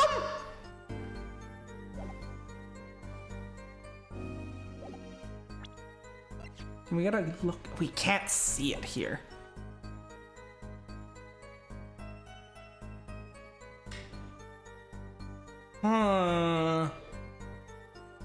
I wonder. Could that be? Yeah, I'll check them out real quick. Let's see. First one, wholesome. I have nothing against it. And then the last one makes me want to kill someone. Victim. I just automatically read lock it around his neck, and I immediately thought, oh, right was using the Magatama, but no, the victim? Could the victim have had a Magatama as well? And then the last hand is done, but something terrible has happened, huh? That man flew at the victim. He's strangling him to death. That's not how the murder happened, though. It was cerebral hemorrhage. Incidentally, who won the game? Isn't it obvious? The winner was the victim, Mr. Smith. So he beat right. But how? If he had a Magatama, that would explain it. That's ridiculous. Because, plus if he had a Magatama around his neck, then perhaps what she saw wasn't right trying to choke him out, but right trying to get the Magatama, maybe? I wonder. Because Mr. Right can't lose. Justice. Maybe you can come up with a more legitimate objection. But he hadn't lost in 7 years. Yeah, take it from me, kid. It happens. I didn't lose a case my first 7 years as a prosecutor, either. Incidentally, I have some evidence here. Then you lost? Yeah. Yeah, these are the poker chips as they lay the very moment of the crime. Yeah, we did see that the victim had triple kings, 2 aces. Meanwhile, Phoenix had double aces. Is that two? And that's 3 sevens. So it's just the aces cancel. But yeah, no, he just has a better card.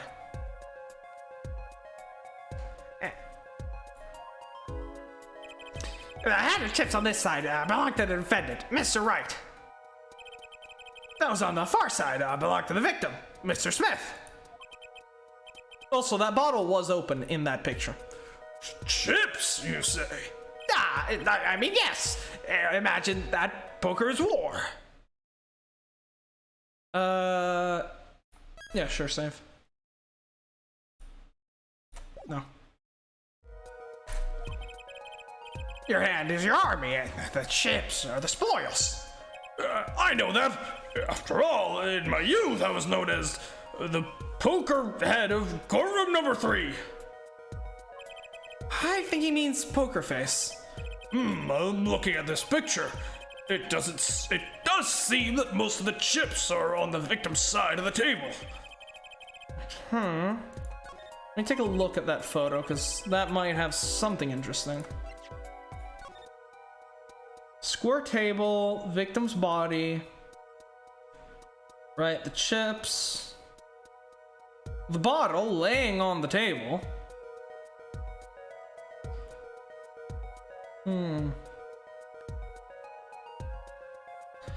Yeah, I mean, this seems to match what we saw, and we can even see cards laying on the ground. So this seems to match what we see in the in this photo.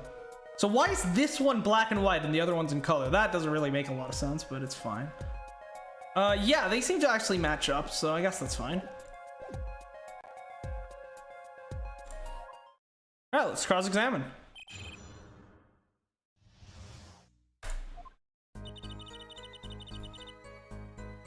Me to deal cards for the game. Both players played with hats on. Payne is not bullshitting. He says he has not lost in years. The reason why he got the nickname the Rookie Killer. Oh yeah, I'm sure he's telling the truth. You know, because he goes out of his way to face rookies because he's too incompetent to win against actual lawyers with experience. I mean, doesn't really work though, considering he's literally gone against Phoenix Wright after he had dissolved like one of the most Phoenix Wright solved the two most prominent cases of like the last 2 decades, DL6 and SL9. And then, you know, even after that, Payne still went up against him and got his ass whooped, so, you know. He's clearly gotten rusty at picking his opponents. Players played with hats on. That is interesting to me.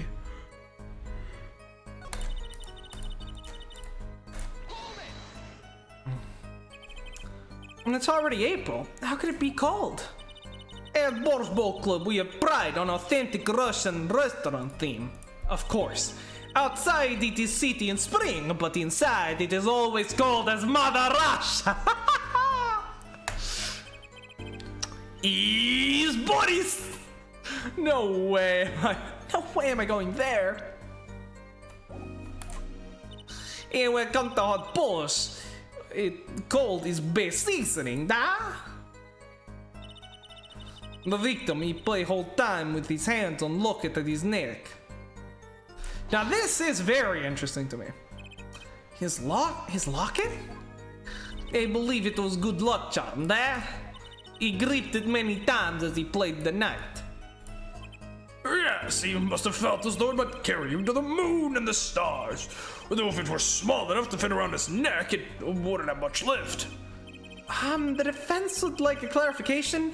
This is a locket we're talking about? I mean, a pendant with a picture in it, right? Not a rocket. Of course I knew that! It was probably a pendant, shaped like a rocket. That's why she called it that. No, a locket's a locket. It doesn't matter what shape. Let's consider it bad form to poke fun at the hard of hearing in our society. Oh, you're doing that right now, Christoph. You're just smarter at it. Paul is going to dance for Mother Russia. Hard of hearing, hard of understanding. So, what happened next? Can we actually, the judge actually was onto something there. What's the shape of this locket? Because that's very important. What's happened there? Talk to me more about what actually happened. But the defendant would never do such a thing. Well now, I can't say I've ever heard the defense try this tactic. If possible, please refrain from embarrassing me. Still, why would anyone do something like this over a game of poker? Mr. Gavin, we live in a society where we take everything for granted, so shut up! Perhaps it is because the defendant has lost game? Yes, a crushing defeat for a man undefeated! So it always is with men like him. Winners make sore losers. Oh, how the mighty fall. You speak of your experience, Bay? Because this is kind of a theme in this game. You, Edgeworth, Von Karma, Gant, at me. Yeah, it happens a lot now that you think. Yeah, it happens quite a lot, actually. Go ahead. I believe you know what it is you need to do. Right, sir. Leave it to me. There were only 3 people in the room at the time of the murder. The victim, Shady Smith, Mr. Wright, and if Mr. Wright isn't the killer, I've got you now, Orly. All right. It's like Apollo has his sights on her, but we'll have to see. Players played with hats on.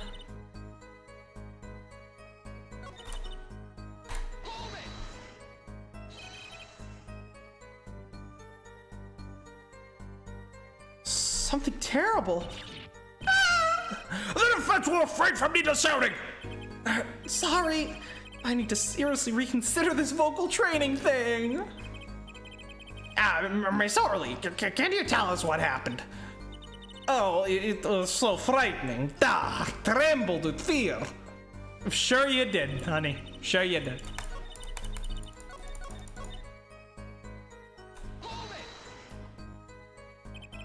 You were dealing cards. Do you do this often? There, I am doing this. If customer wishes, I serve anything. Borscht, cards, more borscht. We have a lot of borscht. It is my work. Camera, more borscht, hot borscht, cold borscht. Just right borscht. It's good to hear of the place that hasn't gotten the meaning. It's good to hear of a place that hasn't forgotten the meaning of service. Okay, boomer. Welcome you to Borscht Bowl Club, where borscht is as warm as the waitress. Thank you for not handing out flyers during the cross-examination. Alright, I think we just have to go with the contradiction then. Because the cause of death was very much not a strangulation.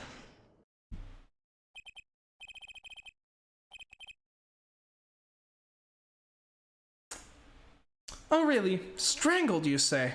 It's odd. There, normal customers only choke on borscht. No, I meant this report shows that the victim died of a blow to the head. Miss Orly, really now? Did you witness the crime?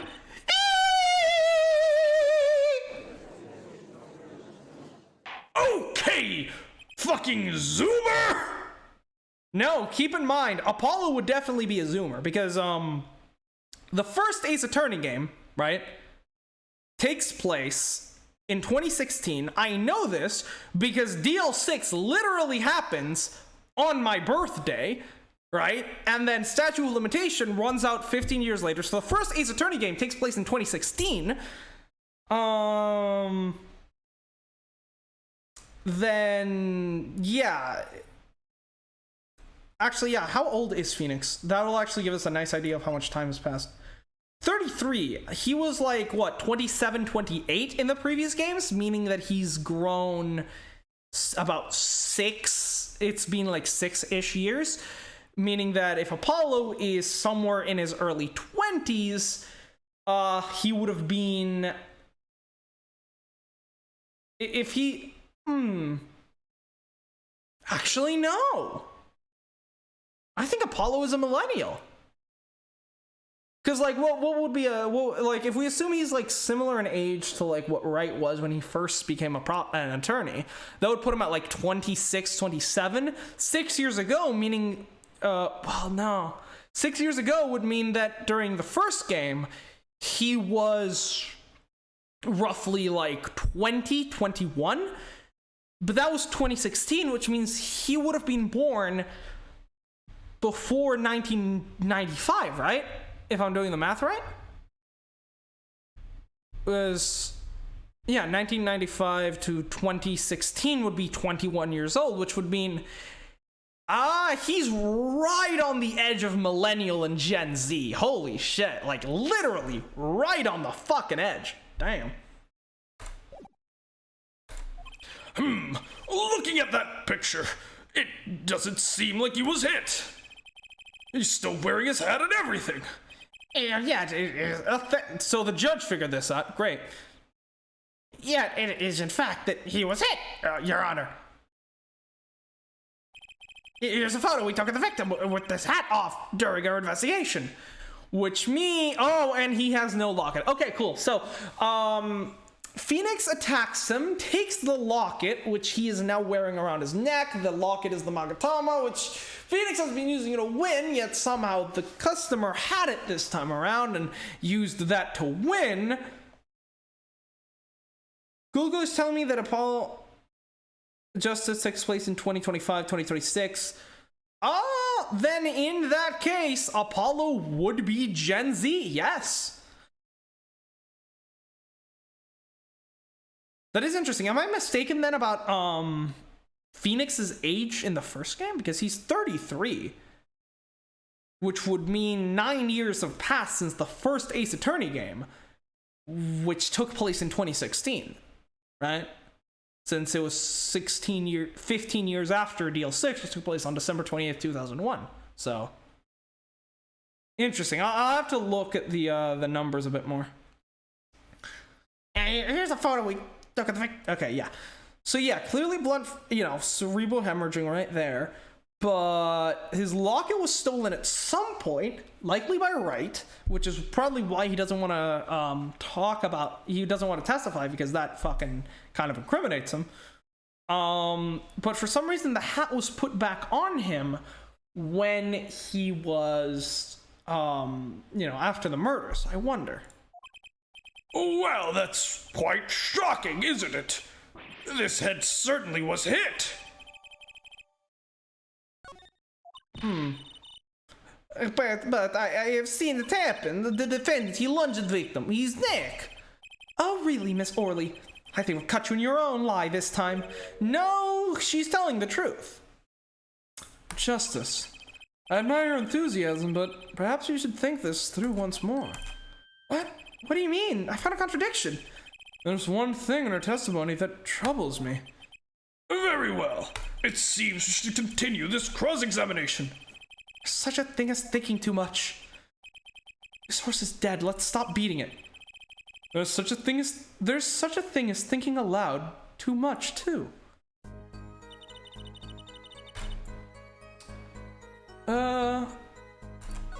It's cold. Both players played with hats on.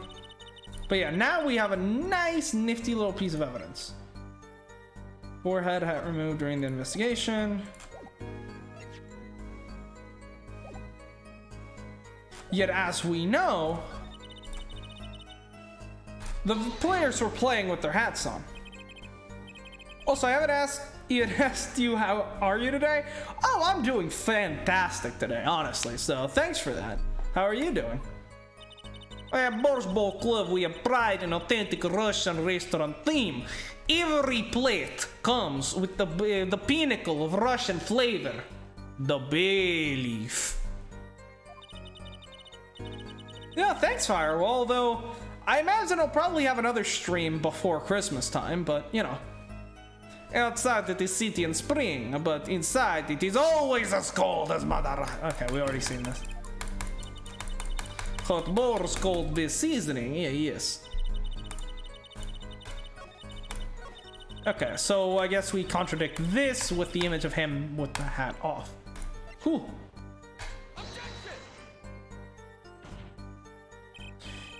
Nope! Oh, it's the first one. Your Honor, that statement contradicts this evidence. It does. I don't see anything contradictory. You sure about that? Objection overruled. Try to think before you make accusations, Mr. Justice. I'm so used to saying Mr. Right. I gotta get used to that. That didn't go so well.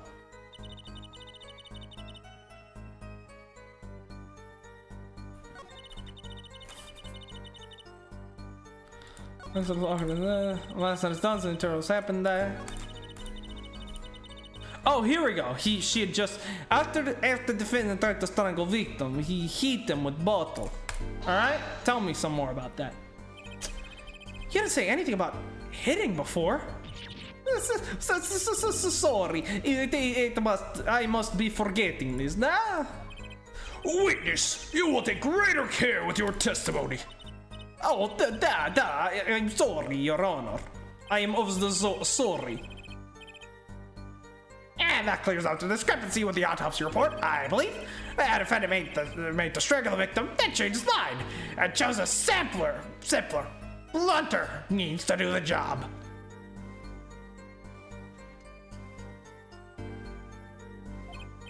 Yeah, that sums it up nicely.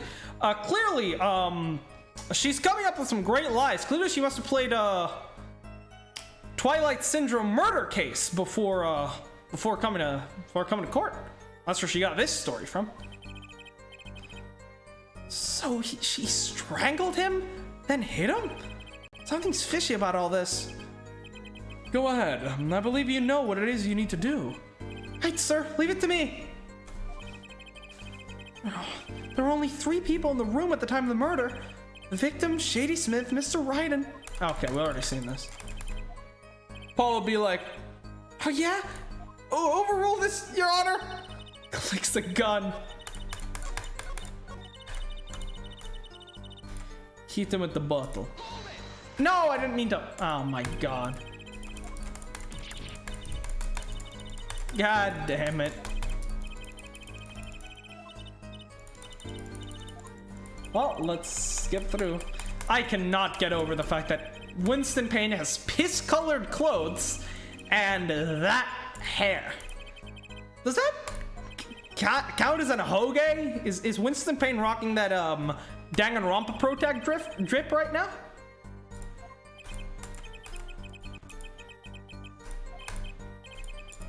Give it to me. There are only 3 people in the room. So she changed her testimony, which means that must be what we contradict. Because we got new evidence, we got new testimony, right? Deal cards for game. Cool. That's not contradicted by the new piece of evidence. Both players played with hats. That still seems fine. The victim plays whole time with his hands on locket around his neck. That doesn't tell us anything. Done. Something terrible has happened. So if trying to strangle the victim, he hit him with a bottle. But there would be strangulation marks on the victim's neck. Like, it's really, really, like, they're really clear marks. Like, choking someone out leaves really distinguishable marks. So, you know. But yeah, let's take a look. I don't see any strangulation marks, so... One for detail, but I don't know what I should be...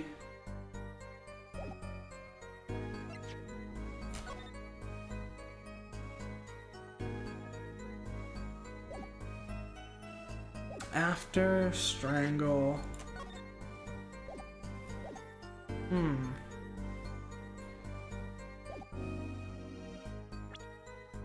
Oh, can we no longer present profiles? Interesting. Payne's just the culprit in the murder of fashion D's and haircuts. Yeah.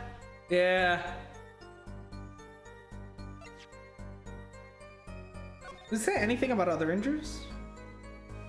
No, the autopsy report says nothing about other injuries.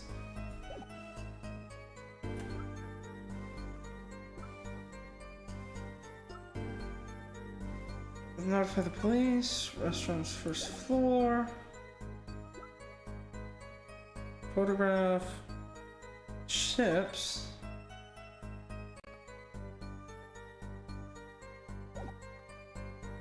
Chips on the contact place.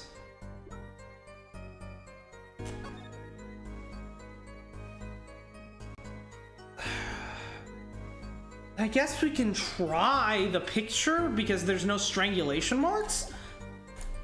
This might be a bit of a stretch, but I'll try it. Nope. God damn it. So it be fucking gins. Jesus Christ.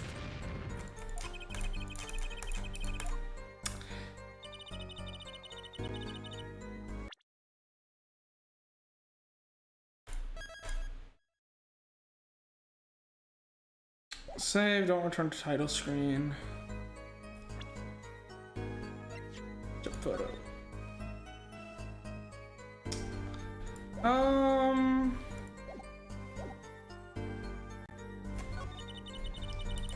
What's happened? She doesn't talk specifically about how that happened though.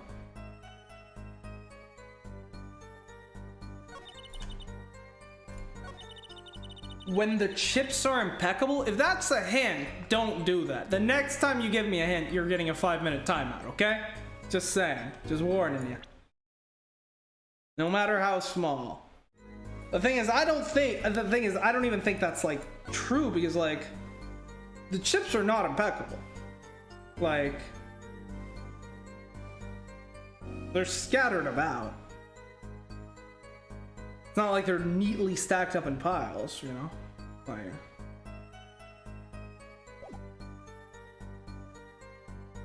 Evidence for details. Photo. Yeah, there you can actually see the Magatama pendant on him. I mean, I can't really think of anything else, even if it doesn't really make any sense, as the chips aren't actually like...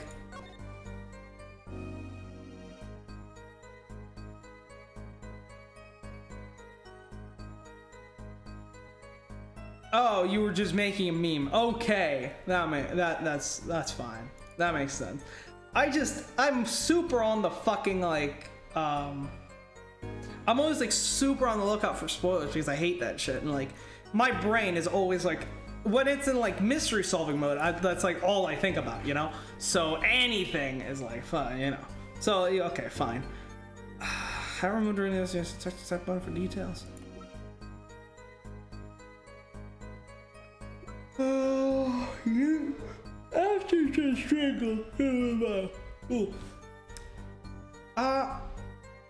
Should we present the autopsy report? The fact that only one, the fact that no, you know, injuries to the neck are reported, maybe? I guess we can try.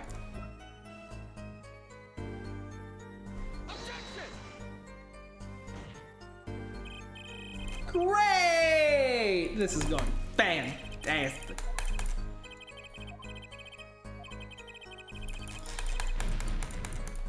I'm too tired to think, Judge. I'm just throwing shit at the wall to see what sticks. Hit him with the bottle.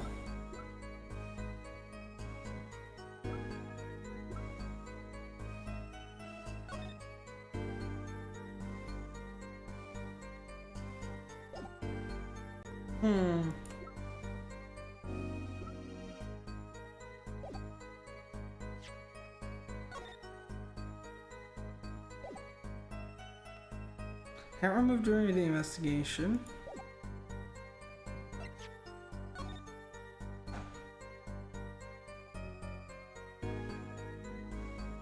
They tell you won't spoil anything. I don't do that shit because there's nothing left to enjoy in a murder game.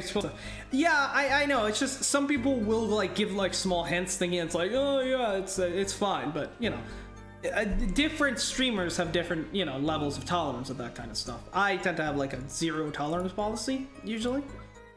In the preliminary hearing. It's not the autopsy. Okay, can we press this again? I want to see exactly what dialogue we get. So anything about hitting before getting take greater care with your testimony. Clears out the discrepancy. It just changed his mind. Chose the simpler, blunter means to do the job. Strangled him, then hit him. Something's fishy about all this.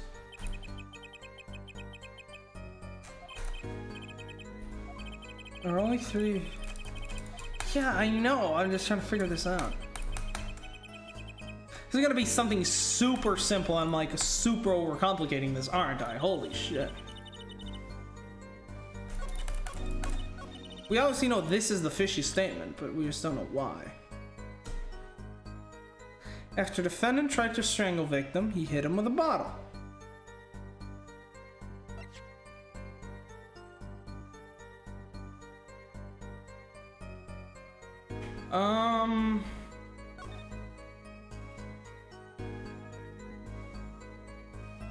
Strangles the victim, then hits him with the bottle.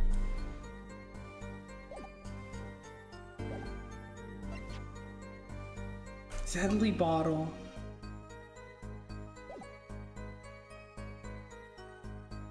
Run it upside down, measure its cell phone. Borscht bowl.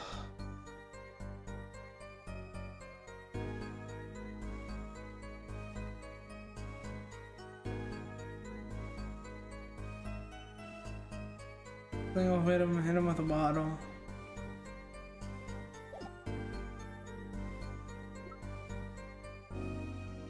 crime took place.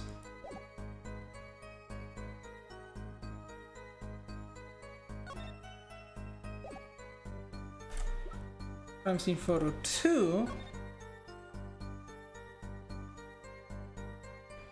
I guess I'll try the chip picture. I don't have that much evidence to present. Nope. This is going fantastic. All right, I'm hungry and my brain is clearly not working fine. So I'm gonna go get a little snack. We'll be right back. We'll be right back.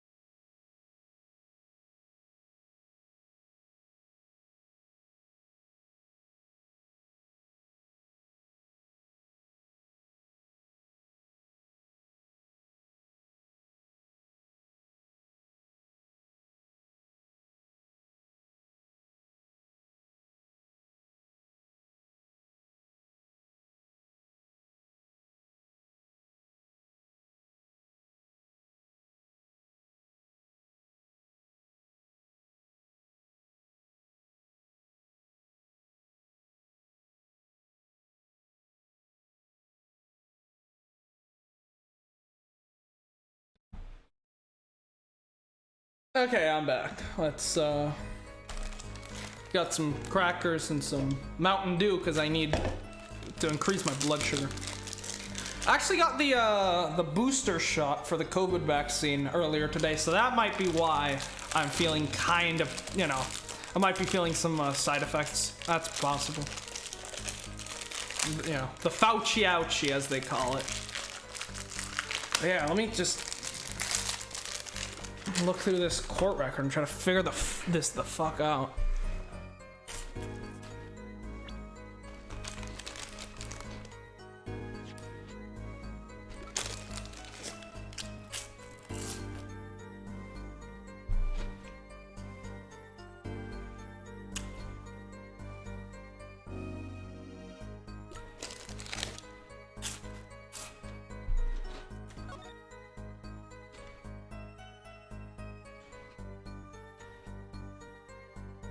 Yeah, sure.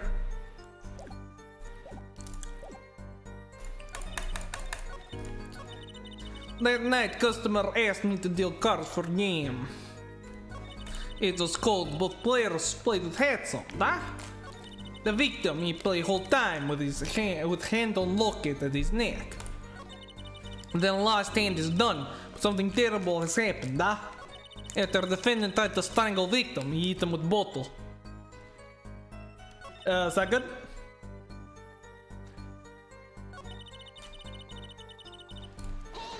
No, I didn't mean to. Motherfucker. God damn it. Alright, we gotta click through all of this again.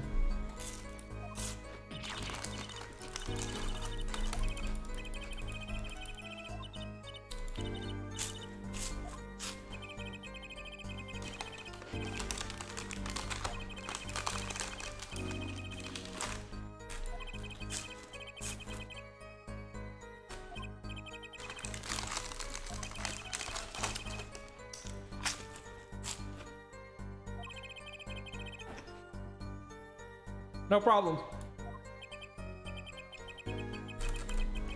No, I don't know what I need to do, Christoph. You're a shit mentor.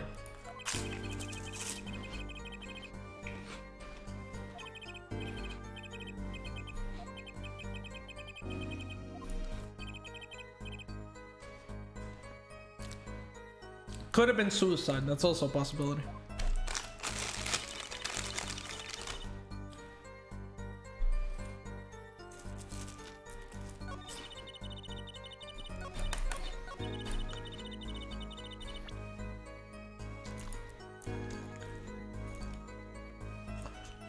There's only so much evidence, huh?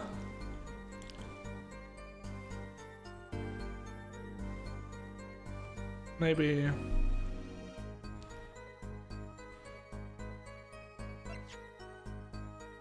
Oh, hold on. Let me close my door.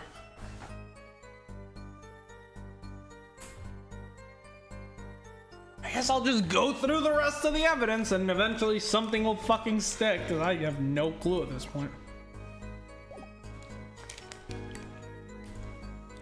Fuck it, let's give the deadly bottle a try.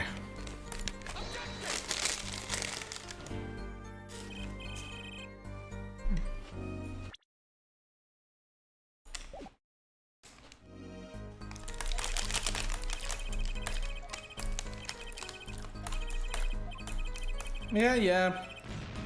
Guilty.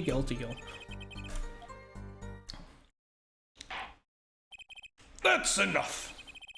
I see no need to further prolong this trial. The defense's case is insufficient to overturn the prosecution's claims. This court finds the defendant, Phoenix Wright, guilty. Womp womp. The defendant will surrender himself to the court's care to undergo regular trial to High Court within a month's time. Court is adjourned.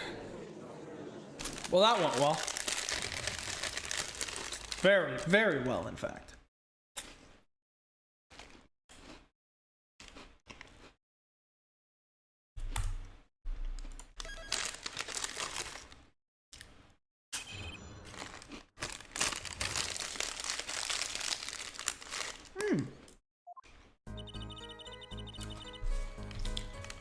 There's a built-in, try again button now. You don't have to fucking reload. Okay, so I don't actually have to fucking make a save file every 3 seconds. That's incredible. Mr. Defendant tried to strangle the victim. He hit him with a bottle. Alright, well, I'm at a loss here. So we tried crime photo. We tried chip photo. Let's try Olga's photo.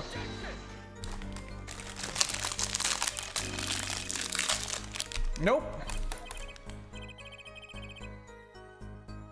Prosecution's claim are bullshit, Your Honor, and that haircut is proof. Well, I can't argue with that. Not guilty. God damn it.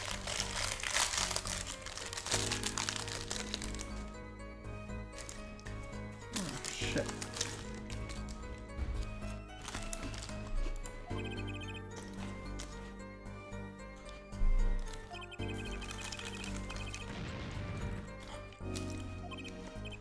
Thank God, I don't stream on Twitch. I would be getting banned for talking about crackers.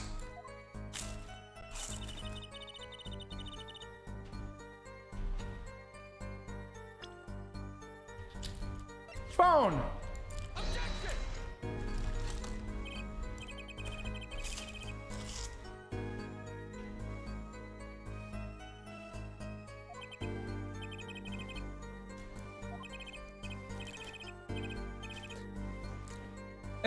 Maybe.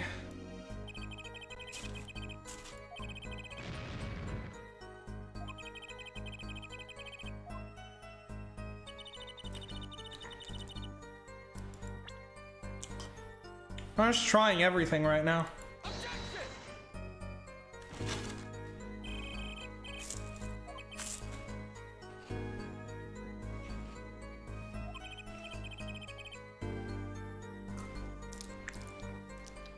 Yeah, at this point, I've basically given up.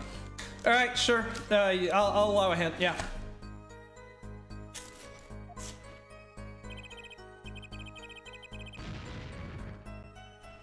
Fuck you, Judge.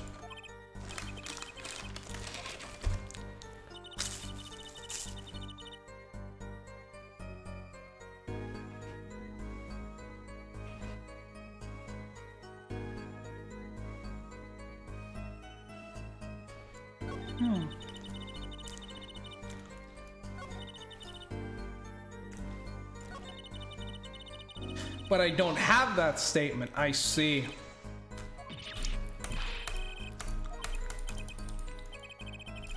So I need to press this one to get that statement back, right?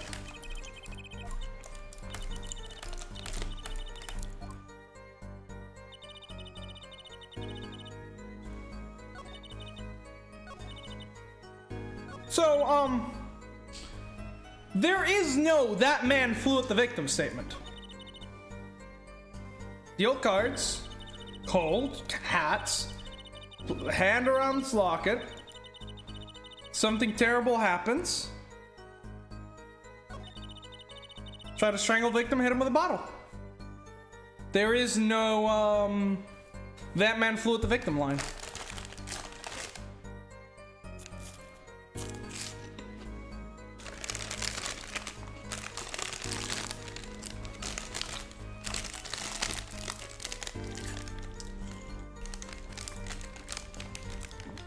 That's what the last line was before, and we did find the contradiction, and we did point it out, and so then she changed her testimony to this, and this is what I'm stuck on now. Because I know I gotta contradict this somehow, but I just don't know how.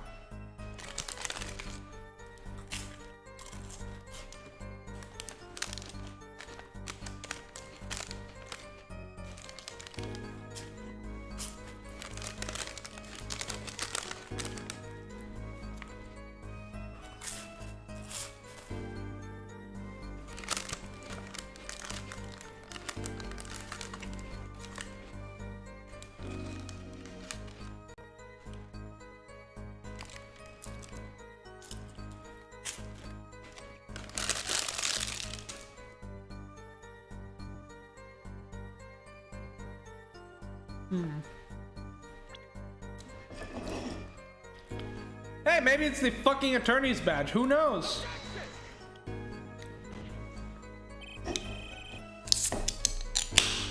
I'm just throwing everything out there now.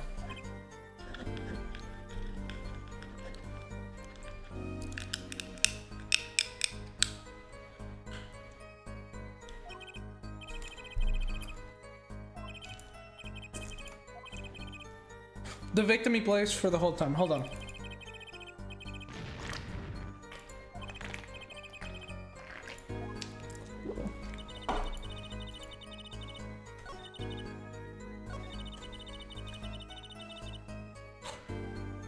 He plays whole time with his hand on the locket at his neck. Okay. All right. Because there's no locket. Yeah, okay. I knew it had something to do with the photo. I just thought it had to do with the fact that there's no choking marks. I was focused too much on the choking. Like, I already figured out where the locket went, you know? Like, Phoenix is wearing it now, so I completely just ignored that shit. I did fucking, So yeah, I was overthinking that, holy shit. You know, there's one curious part in her testimony, just like Mr. Gavin said. But what does it mean?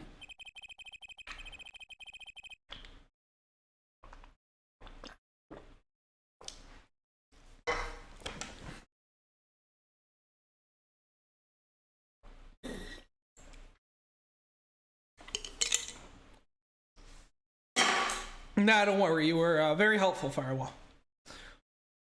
Mr. Justice, would you care to explain what it is you're talking so intensely about? Hey! Do the thing. Just slap that paper. Slap that paper! Recall the testimony, Your Honor. The victim played with his hand on locket at his neck, I believe she said. I hope you aren't about to raise an objection to the witness's grammar. No, but look at this photograph. Do you see a locket on the victim's neck? I'm done, Justice. I'm impressed. I knew you'd be able to handle this. Turns out I actually couldn't.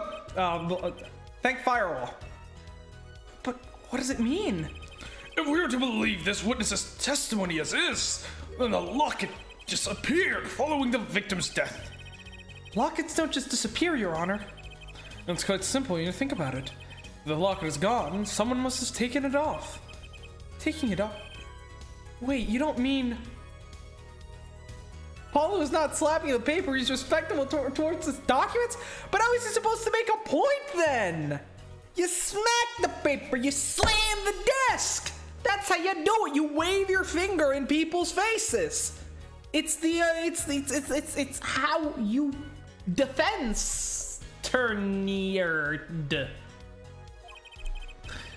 The defendant wasn't strangling the victim at all. He was taking off his locket. Wouldn't that explain it? There we go. Finally arrived at this. The defendant, what do you have to say to this? Say. Yes? I just noticed this, but you have something hanging around your neck, don't you? Oh, you mean this? Oh, I take it back. It doesn't look like a Magatama. It's just at this angle it kind of does. Yes, it's a locket with a photograph inside. Photo of my daughter. Okay. Come again? Mr. Wright, you have a daughter? How could you? You cheated on Mr. Edgeworth? It's impossible. He has to know right away. No, Judge, you can't tell Edgy. You can't tell Miles that he cheated. And we confirmed it at the time of the arrest. The picture in the locket is indeed Mr. Wright's daughter. So, Mr. Wright has a locket too. Why did I buy this? It's just a coincidence. It's the gamer that he looted the body, yeah! He's playing an RPG. Well now, if the results of this poker game led to murder, perhaps we should hear a bit more about the outcome of the game. And further testimony won't really be necessary. It's clear that the defendant lost badly. Miss Orley, you will testify to the court about the game played between the victim and the defendant. Oh, she seemed a bit shook by that one. Interesting. The game began with 3,500 points and chips for each man. House chips come in two sizes, small, large. Last one who was winning, it was a victim. For last hand, defendant play with all chips on table and lose. The moment loss was decided, defendant grabbed bottle from table and... Now you're just contradicting yourself even more. Indeed, looking at this picture, this does seem to be a one-sided game. As the court knows, Booker was the defendant's life. Failure must have been a bitter pill to swallow. How many times have I heard these words? I done it in a fit of rage, Your Honor, now I regret. Common tale, but true. Cool motive, still murder. You're getting the death penalty. He thinks the judge watches too many old court movies. Mr. Wright said he hasn't lost in 7 years. His testimony must be wrong. Mr. Wright, what will all the shippers say when they hear you like women? Impossible. I mean, to be fair, we know he likes women, but he definitely likes Edgeworth too. Like, him liking women, I'm pretty sure is established back during, like, Turnabout Sisters, when he has, like, he has the hots for April May? Is that her name? The chick in all pink that works for, Red White of Blue Corp? I believe that's right. Small and large. Talk to me more about these chips. Are the chips in this photo all the chips that were used? Yeah, of course. Something's fishy with the chips. Should I press harder? I want to hear the rest of the presses first. Nah, that's her nature to be jumpy and suspicious looking. Oh my god!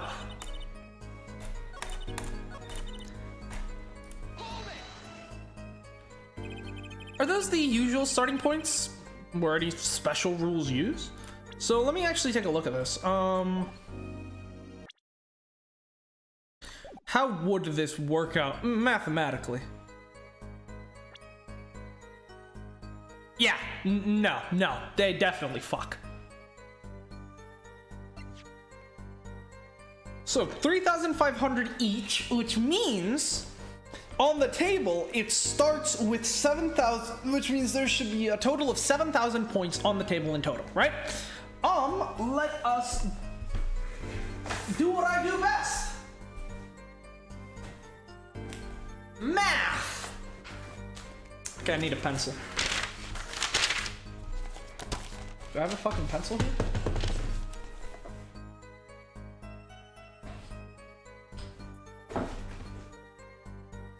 Oh, fuck. Do I not have a pencil? Pen will do. Okay, cool. I just need to write some stuff down. So, black chips. Let's take a look. 1, 2, 3, 4, 5. 2, 3, 4. Wait, hold on. We don't play a lawyer game to do math, damn it. Well, I do! Black chips. 1, 2, 3, 4, 5, 6, 7, 8, 9, 10. Okay, so 10 black chips. Cool. Meaning that will become a multiple of 10. Then red chips. 1, 2, 3, 4, 5, 6. 6 red chips. So we're looking for a linear combination. 2 numbers, right? So 7,000 equals 10x plus 6y.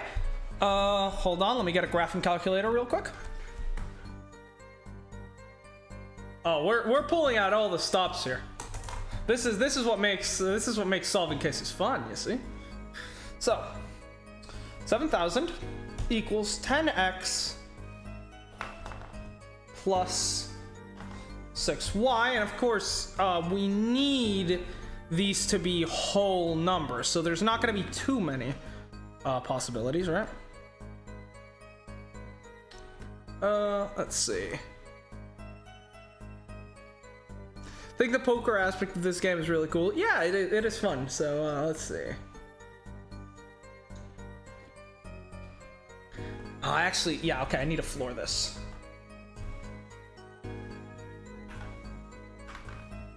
Because these need to be whole numbers, essentially. Alright, cool. We've got a big linear distribution of numbers that could, that could turn out to be the actual one. Like, for example, if black chips were worth 130 and red chips were worth 950, that one works out. There's just, I guess, yeah, there are just too many different distributions for this to work out, but okay.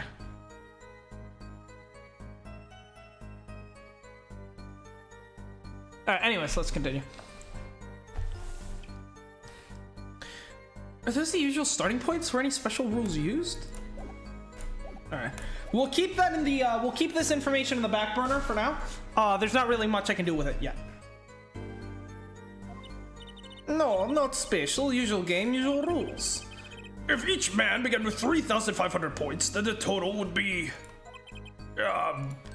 exactly 7,000 points? Please, this isn't calculus. Not even long division.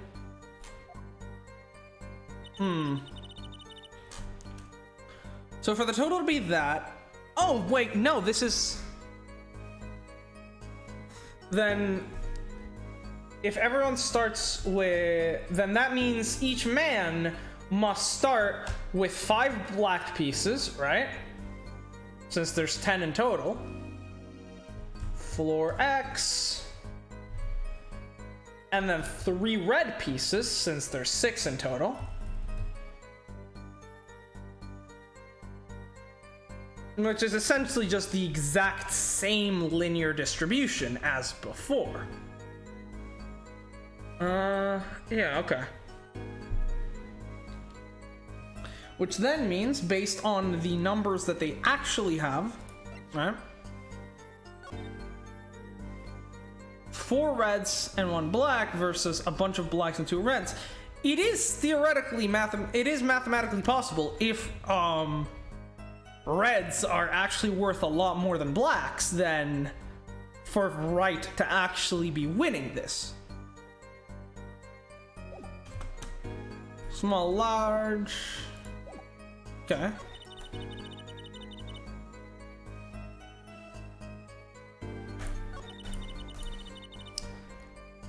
So you want to assess small, large.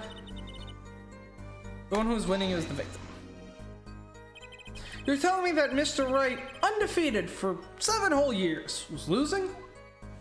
It must have been a most unlucky day for him. I'm glad I did not take other picture of him. It would break camera, certainly. These chips, they were always to victim's side of table. So you're telling us that it was a one-sided game? They're one-sided and... For last hand, defendant play with all chips on table and lose.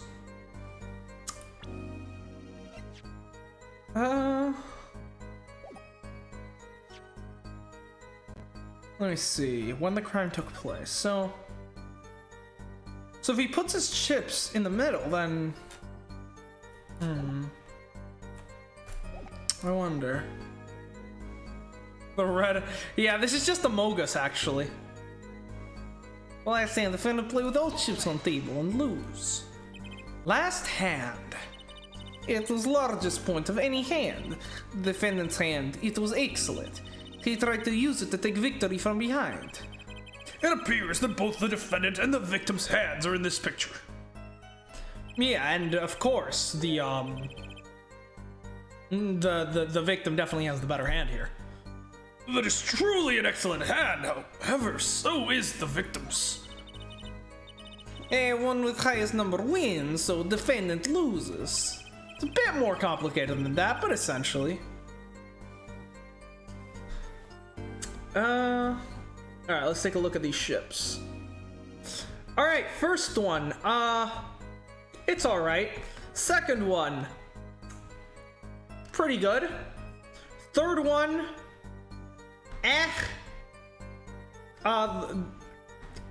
Sayonji does not deserve love. Fourth one you already showed me. Fifth one, out on spine. Sixth one is the best ship in the entire series. Seventh is not great. And then last one is basically canon.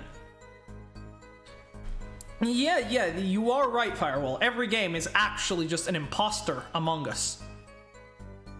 And the victim, Mr. Smith, had a strong hand, and the defendant crushed him. I believe that explains what occurred next. It was cards laid down on table. It happened. Loss was decided. The defendant grabs bottle from table and what happened next? Even to think of it now, I shake and trembled. I did not believe such thing could happen. What's such thing? Please, you must believe. I have no idea. How could such thing occur? What such thing? Niet. The defendant had been hitting victim. I saw it all happen right before me. I saw bottle coming down victim's head. Decisive, isn't it, Your Honor? My witness saw the very moment of the crime. Remember, your first goal is to gather information. Yes, sir. Look out, contradictions. Here comes justice! Why does fried rice taste so disgusting? Because you're eating bad fried rice, my friend. It's as simple as that. Giving it 3,500 points and chips for each man.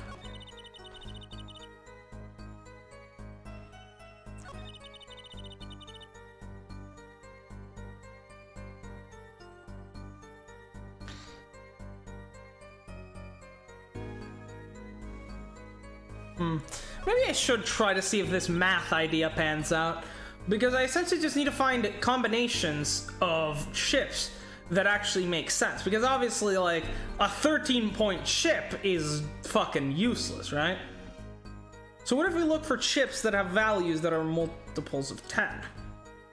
What are some possible combinations?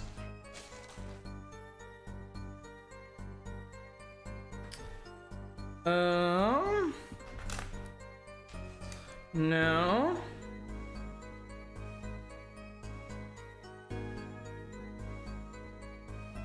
Come on. Okay, here's a possible one. 1140. Doesn't seem too likely, but we'll write it down. Oh.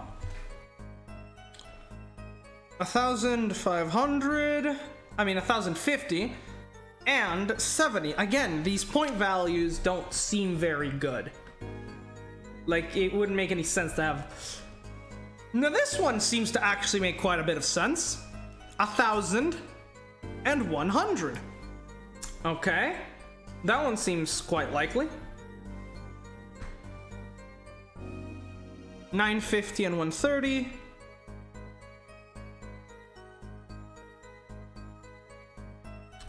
$50 and 130. 900 and 160.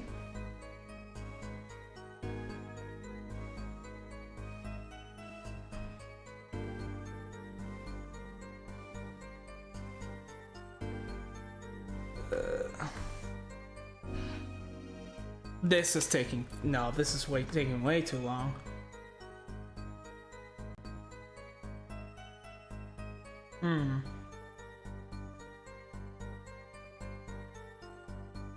Did the math, Phoenix would need to work like 78 hours a day to pay his rent. Jesus Christ.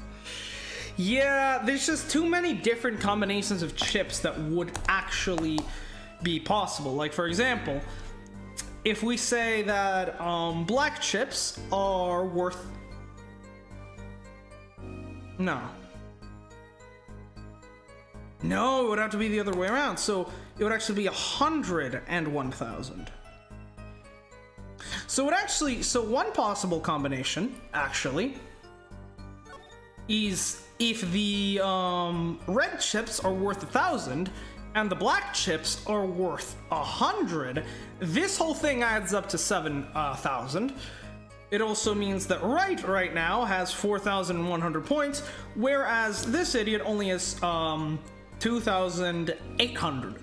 So that actually seems like a pretty good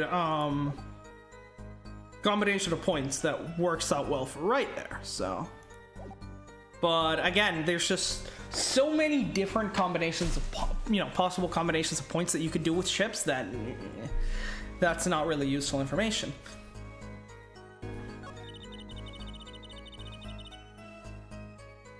No, if something needs to be cooked, you should probably cook it. You're gonna get like salmonella or something. The moment loss was decided, defendant grabs bottle from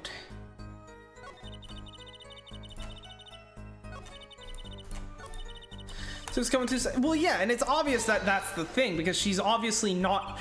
She's specifically leaving out the most important piece of information. That's, are big chips or small chips worth more?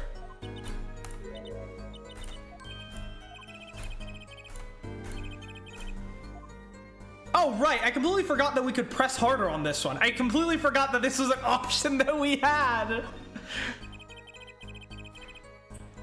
Maybe you could explain a bit about these chips? Explain? What is there to explain? Objection! Poker chips are poker chips, and they're not fish and chips, and not chip of the old block, not motorcycle cop, not... Thanks. Now that I'm pressed her, I'd better ask something. What are these chips worth? Are they in dollars or rubles, even? Yet, as I've been saying before, it was game, not gambling.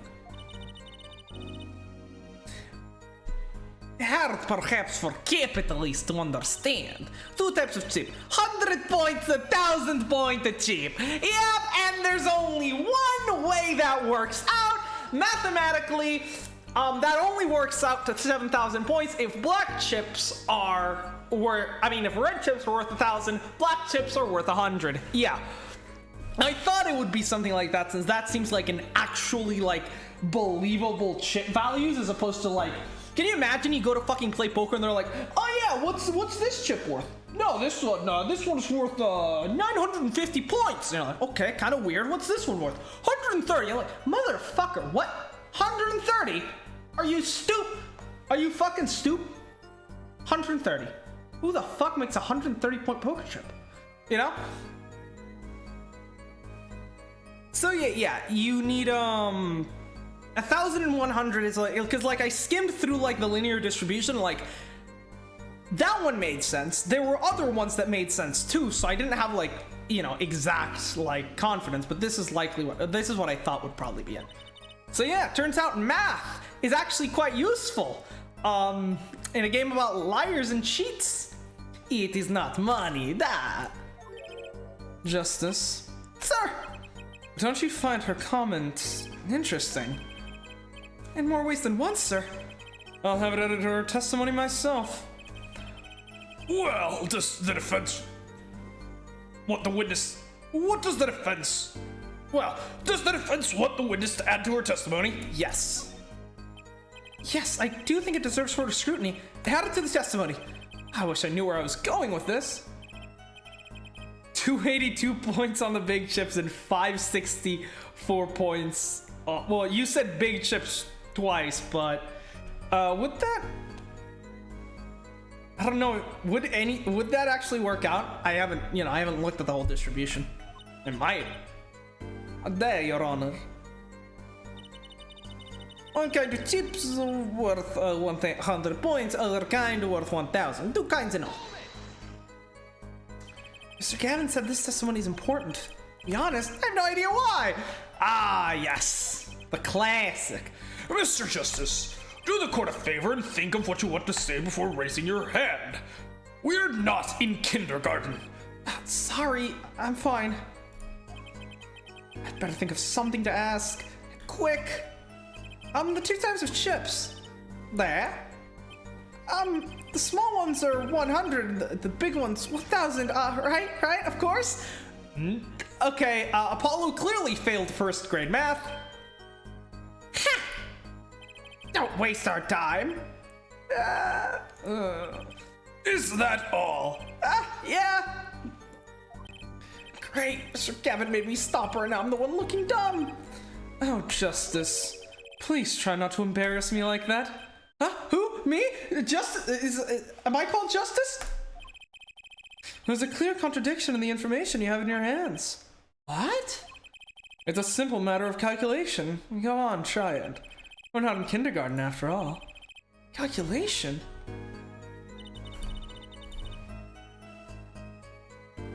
Alright, so I'm wondering whether I present against this or the other one. I think I present against this one. Judge, you're not even in kindergarten level. He really isn't. That's the sad part. Anyways, chips photo. Yes.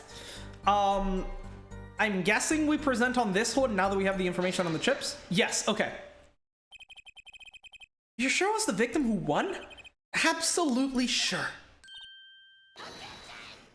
Thanks, Ben. It seems our new attorney is a bit confused. A glance at the picture is enough to tell you who won. If you're not in kindergarten. Just for safety's sake, could you explain the problem to the court? Of course, Your Honor.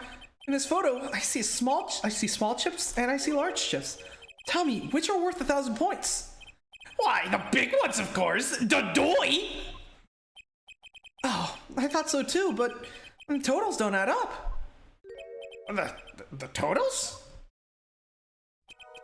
Let's review what the witness told us. Each man started with 3,500 points in chips, and that combined total value of the chips was 7,000 points. Yes, my calculations are correct. Let's see, 3 1, carry the 5. They are, Your Honor. Now, look at this photo that allegedly shows all the chips. The big chips are worth 1,000 points and the small chips are worth 100. And you have them up. How much is it? Do it yourself. You aren't in kindergarten, are you? 1,600 points. The chips don't add up. This clearly contradicts the witness's testimony. But why? How could this be? Exactly, Justice. Now that you know the what, you must determine the why. Right, there's only one possible way to explain this contradiction. Starting points were wrong, the chip count was wrong, both were right. Each man began the game with 3,500 points. If all the chips are indeed shown in this photograph, then there can only be one answer. Well, what is it? The value of the chips was the other way around. What? Want to know what I think? The small chips are worth 1,000 points, not the big ones. Madness! Utter madness! Show me the photograph of the chips again. There are 6 small chips, 10 large chips. Why, that does make 7,000 points when you add them up. Oh, Judge, you did that surprisingly quick. I'm actually kind of impressed. Oh yes, I'll have you know. I got a straight A's in math all the way up to 2nd grade. I didn't even get that far. Excellent work, Justice. It's almost as though you figured it out by yourself. Well, I'm just glad I was the one who said it. Wait! The value of the chips may be different, but that changes nothing. See, Mr. Main's size doesn't matter. Oh my god, this man is struggling with basic arithmetic. I kind of feel bad for him, I have to say.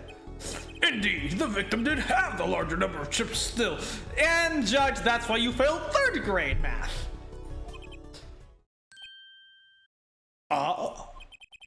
Exactly. If the small chips are 1,000 points and the large chips are 100, let's do a little math. Add up the points for each side of the table. What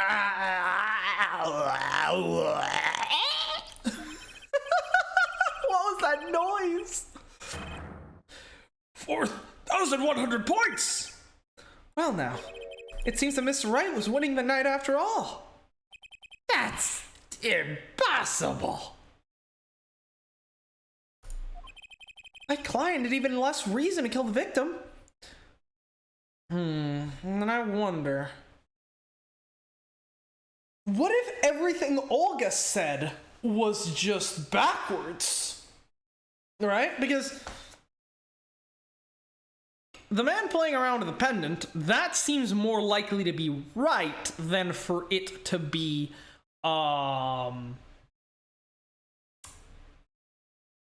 shady. And we, Wright was winning instead of Shady. So it's entirely possible that Shady actually was the one who attacked Wright and tried to steal the locket away from him, maybe. Maybe she then attacked him with the bottle to defend Wright, but ended up accidentally killing him. So Wright doesn't want to talk about how the murder actually went down because he doesn't want to incriminate her because she saved his life, essentially? I wonder if that's... because that would explain why he's so reluctant to testify in any kind of way. So do we have some dropped frames here? A couple of dropped frames, but not too many. Okay. I guess we'll see how it plays out. But yeah, if essentially she just changed the story to be Mr. Wright was losing, attacked him, took the locket, hit him at the bottom, and that works out, right? After all, he was winning. Yeah. Now, Miss Orley, you must have known the true value of the chips, since you were there at the scene of the crime. Weren't you? Nice catch.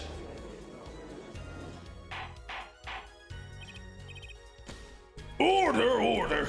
It appears our defendant has lost his motive, and Mr. Wright's supposed defeat never happened. We must now ask ourselves whether we can... Excuse me, what is it, Miss Orley? I did not want to be saying this, but actually, you see, See what, Miss Orley? Oh, what do we see? in last hand, there was cheat. A cheat? You don't mean a trick? Wait, or do you mean a scam? They're all the same thing. Surprised that the judge didn't say something like, Mr. Justice, you can't eat chips during the trial. hey, maybe he's evolved since the previous game, you know? Yes, there was cheat in last hand. But that is why game ends with chips the way they are. Great. Just great. First we have lying, and now cheating. Well, this case certainly has taken a turn. For the interesting. Witness, you will please testify to the court. Tell us about this cheating in the first hand. Alright, the final hand. Well, last hand, both men had full house. There is 4 of each card in deck, from ace to king. If you look at both men's hands, cheat is more obvious. Next moment, game becomes argument. The defendant's streak exposed. He took bottle in his hands, poor Mr. Smith. He's a good liar. Miss Orley, why did you not tell the court? Why did you not tell the court about this from the very beginning? I thought I smelled a cover up here. Well, folks, it's time to throw back the covers. A full house is a very high-scoring hand. Not easy to make in my experience. That alone is enough to suspect less than scrupulous tactics. I want them to play the pursuit theme already. Ooh, they haven't played it yet. Mr. Gavin? What's a full house?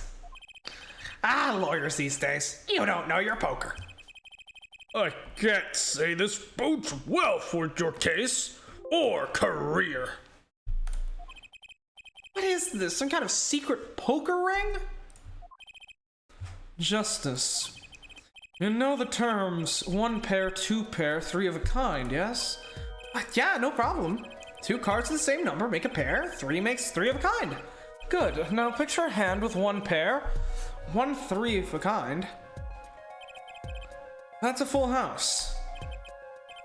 That doesn't sound easy to make, does it? You see each player's hand in this photo. Wow, they both have full houses. We forget that's an easy way. There's an easy way to make a full house and go undefeated for 7 years. You cheat.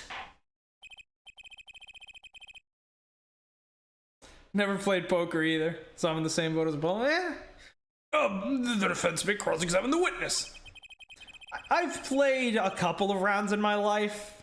Not the biggest fan, but I've got like the basic concept of it down. If he did cheat in the last hand, that still leaves one important question. Mr. Wright lost that hand. Who's ever heard of a professional conman losing when they cheat? When they're really bad at it. Last hand, both men had the full house, how you call it. So, well, let's go ahead and just press this. Just how hard is it to make a full house anyways? It is quite hard. Well, it is making a pair and 3 of kind at the same time. I guess that's right. Very difficult, to be sure. You can take my word as poker head of courtroom number 3. Very difficult, yeah, but it is not impossible. Okay, full house, hard. Sign of questioning, waste of time. There is 4 of each card in deck from ace to king. 4 of each card, you say? There is one spade, one diamond, one heart, one club for each card. Right. I mean, you know, which is why having three of a kind is so difficult, and so is to her. However, in this case, we know for a fact that they actually play using 2 decks, meaning that we actually have 8 of each card, if you think about it, right? Which means the fact that they both have 4 aces doesn't really mean much.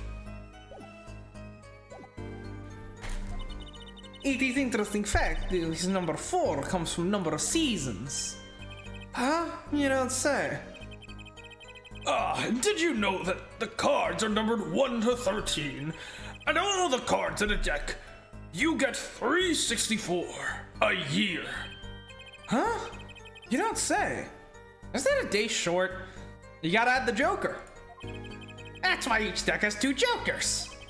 They say the second joker stands for the leap year. Thus, you have a perfect representation of the year, all in a deck of cards.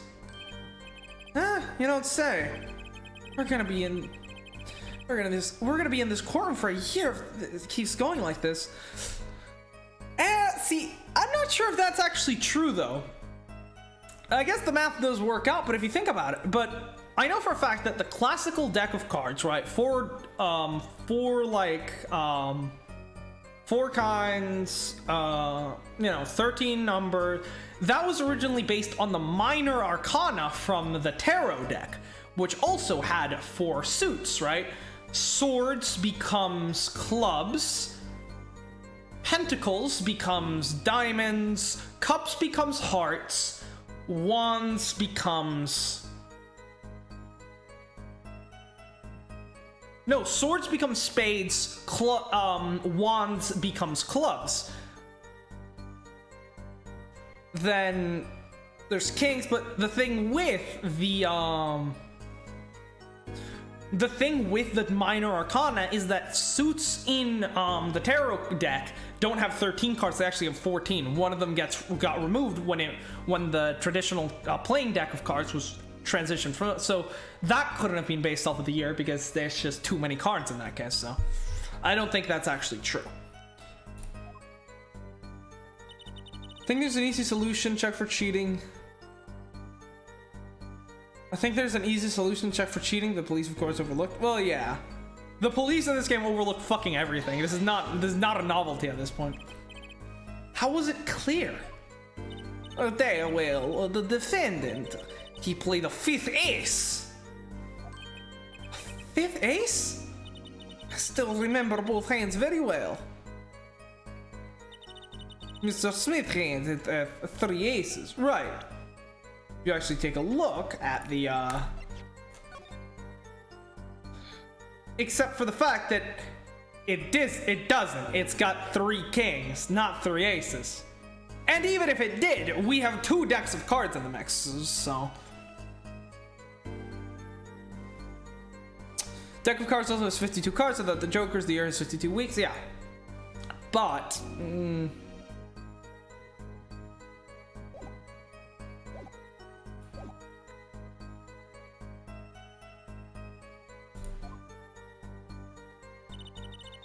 And Mr. Wrights too. Well, obviously cheating was afoot, or perhaps you could say a hand. Your Honor, perhaps this can be added to the testimony without Mr. Payne's joke. Gave you something that might make you question the Dangan community even more? Oh god, Darius, what are you doing to my mental sanity now?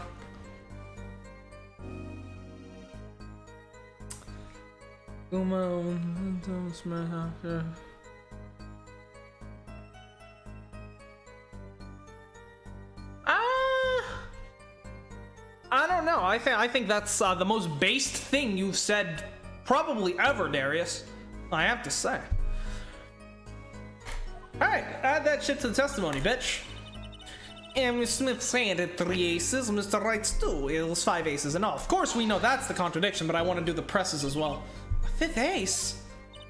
It does not exist, no? I still remember both hands very well. Mr. Smith had 3 aces.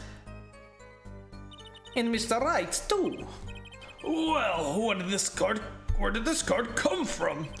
Perhaps you should ask the defendant that very question. Adding cards to a deck is no less serious. A taboo, then. Forging evidence in a court of law. Now, perhaps it's time for you to say something, Justice. You bet, I have no intention of staying quiet. Not me, no sir. I better find some contradicting evidence fast. Well, next moment, the game becomes argument. The defendant trick was exposed. Do you recall what the men were arguing about? I believe so. Well, the victim, he shouts, "You are cheater!" And then the defendant shouts something like, "I have objection!" and pointed very aggressively. Shouting objection, eh? No, the habits are hard to break. Yeah, he hit on a 5th ace under his beanie. First, he bluffed his way through the courtroom. Now he bluffs his way through life. Yeah, I know it's not a spoiler because I already know why there's a 2nd ace. However, Mr. Wright lost the hand. That seems to cast a shadow of doubt on Mr. Smith. Humiliation from losing even when cheating. That is what set fire to the defendant's heart. What did the flaming defendant do next?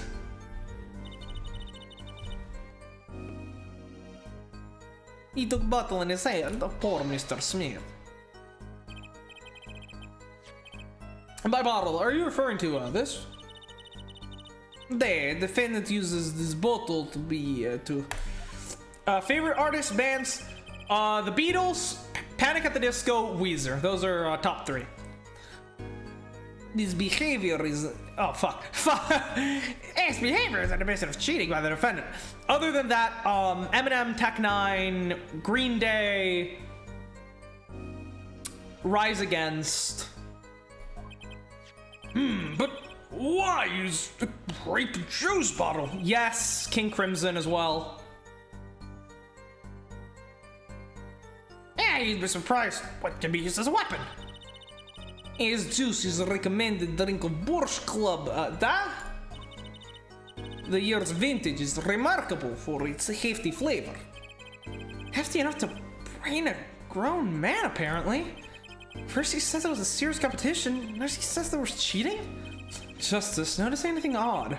Her testimony keeps changing. Now she says the defendant cheated. Actually, yeah, I noticed that. Let's get the truth about this cheating first, shall we? Right, leave it to me. Alright, we already know what the contradiction is. Mr. Smith had 2 aces, Mr. Wright's 2, yes, 5 aces in all. Except it wasn't, I have fucking dementia. It appears the witness is mistaken.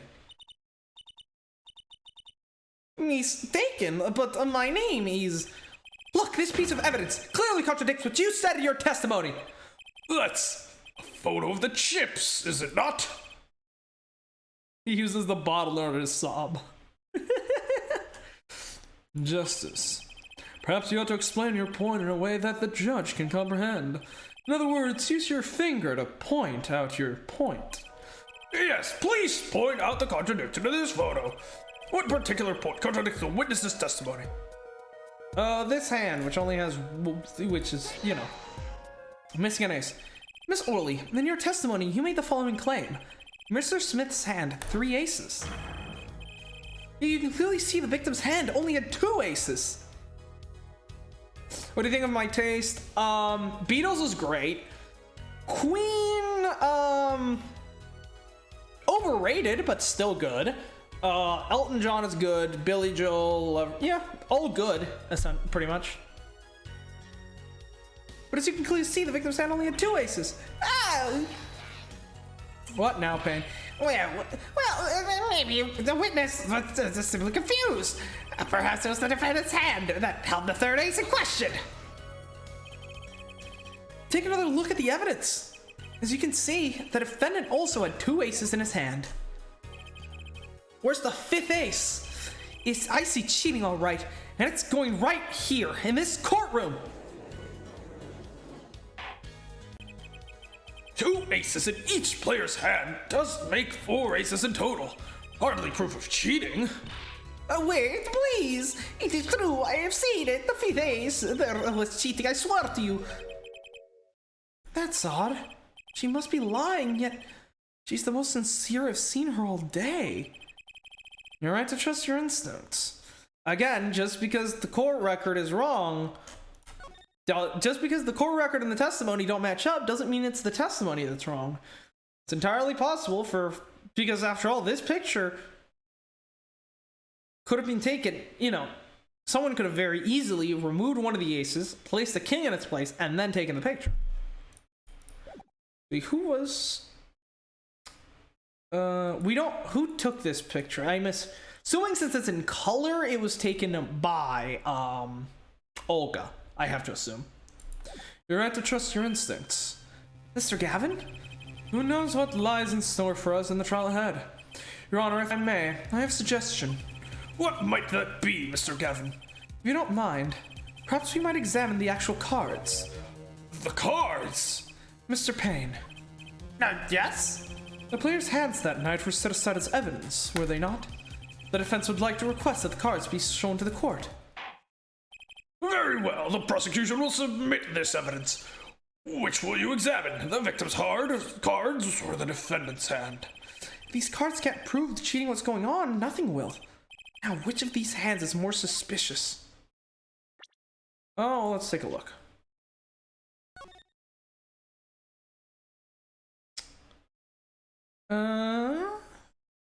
Please.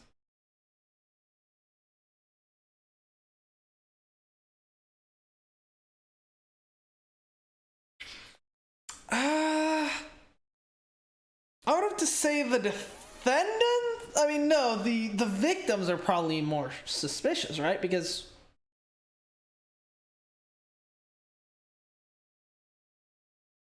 Olga definitely meant, because Olga was so sure about there being a 3rd ace, so that's the one that I would consider suspicious, right?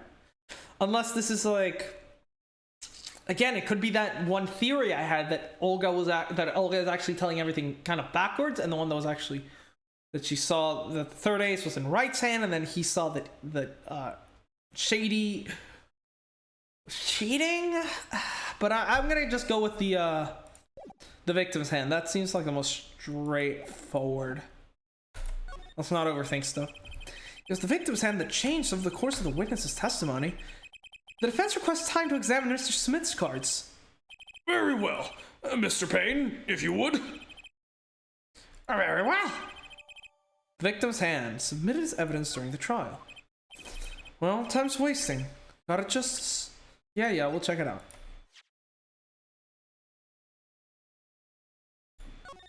Full house. Let's take a look.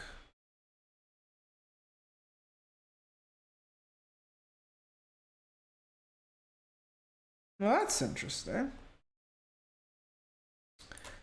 One of the cards, the King of, is from a different deck. Huh. I'm pretty sure. I don't remember how the rules of the game went exactly, but it was but I know the 2 decks are definitely the key to this. Bane just had the cards in his back pocket. These won't be important, I'm sure. So my Payne voice is slowly morphing into fucking Dr. Doofenshmirtz. Bury the platypus. Apollo Justice.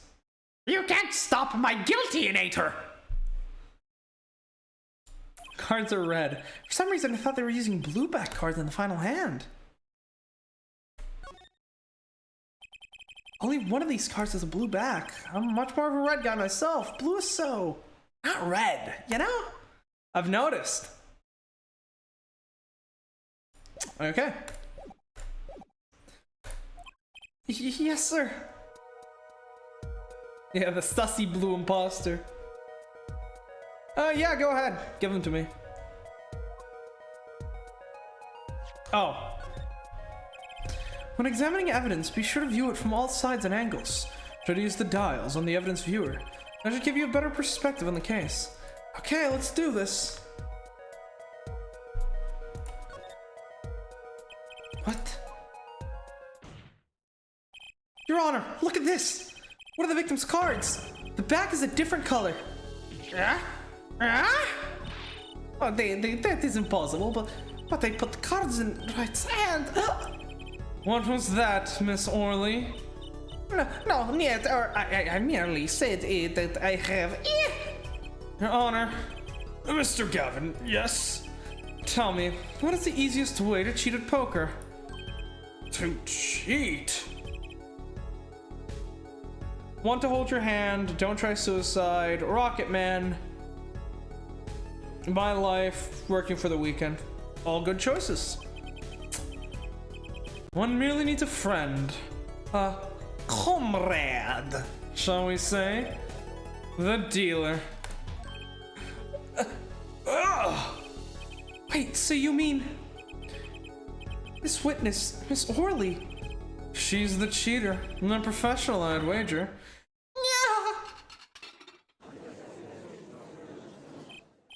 Order! Order! Focus Justice, time to take advantage of her. I made of her a mistake. Your Honor, please recall the testimony we just heard. That's impossible, but I put that card in Wright's hand. Ergo, Miss Olga Orley conspired to cheat, not my client, but with the victim, Mr. Shady Smith. Oh! Not only did she cheat, she cheated poorly. Therefore, it's not hard to imagine an altercation between her and the victim. What? What? You don't mean? The defense isn't accusing the witness, Miss Olga Orley, are you?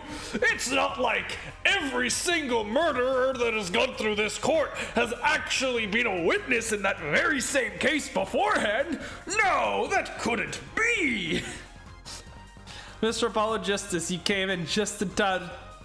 Paininator. Give everybody the worst haircuts than mine. Louder? Sure, I can turn it up for you. Yeah, this is a really good pursuit theme. Alright, I think that should be good. I don't want it to be, you know, louder than my fucking voice. So maybe I should,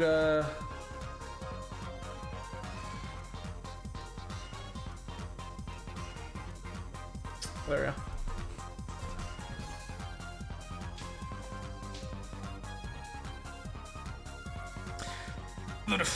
Okay.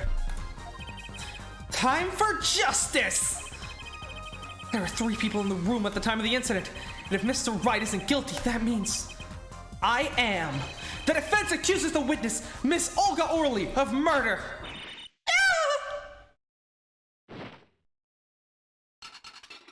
Well then. Glad her little dish didn't break, so that's nice. Mr. Payne, where's your witness, Miss Olga Orley? Okay, I guess this is gonna be the recess? It appears she has lost consciousness, Your Honor. Mr. Justice, Your Honor? it seems you presented a new possibility to the court. One suggesting a connection between the witness and the victim, Mr. Smith. And that means... This court cannot pronounce a verdict for the defendant at this time. What? I did it! I held out! I see no point in prolonging the trial this day. The prosecution will need to make further inquiries. There he is! We were waiting for that objection sound.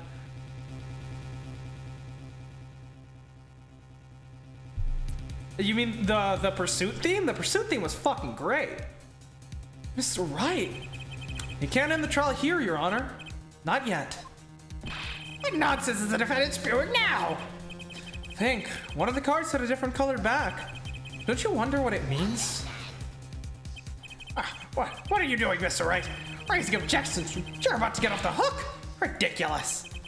Mr. Payne, you of all people should know, Mr. Wright has a talent for the ridiculous. Perhaps we should get to the bottom of things. Let's clear up the facts about the game that fateful night. As was said before, we alternated between 2 decks of cards that night. That was said before? 2 decks at the club have different colored backs.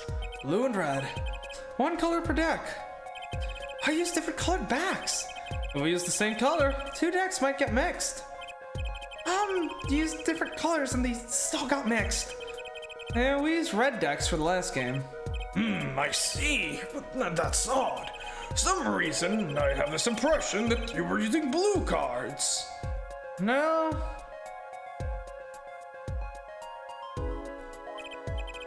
Yeah, me too. I'm sure someone said something about blue cards. Whatever. In the end, one card was the wrong color, got in the mix, which means it was cheating. Yes, the card slipped into the deck might seem to indicate cheating. Yet this card raises 2 serious questions. Apollo? Yes?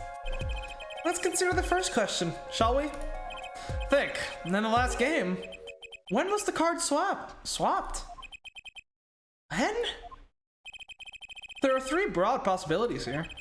It could have been swapped before the murder, during the murder, or after the murder. Well, yeah, thanks for the new bulletin, Mr. Wright. Of course it was swapped. Oh? It might be as simple as you think, Mr. Payne. Or it might be not. Nah. I'd like to hear what Apollo thinks first. When do you think the cards were swapped? When was the deck swapped? When was the card swapped into the deck? Let's think.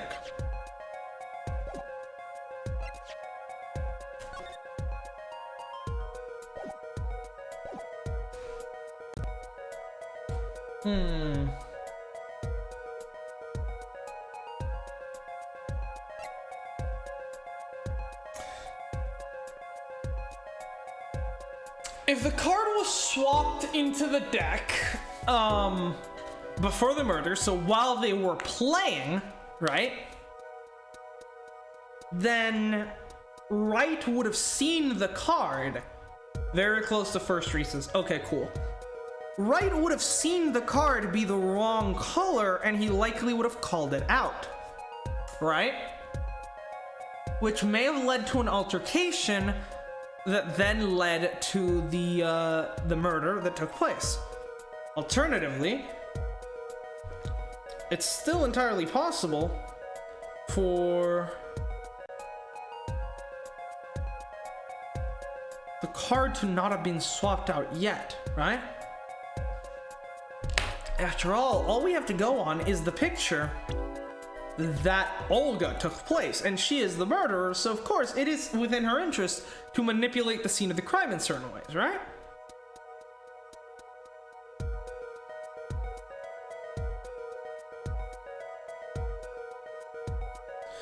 Well, but it might not necessarily have been to cheat. It's entirely possible that originally, yes, the guy had 4 cards. I mean, it could have been possible that originally,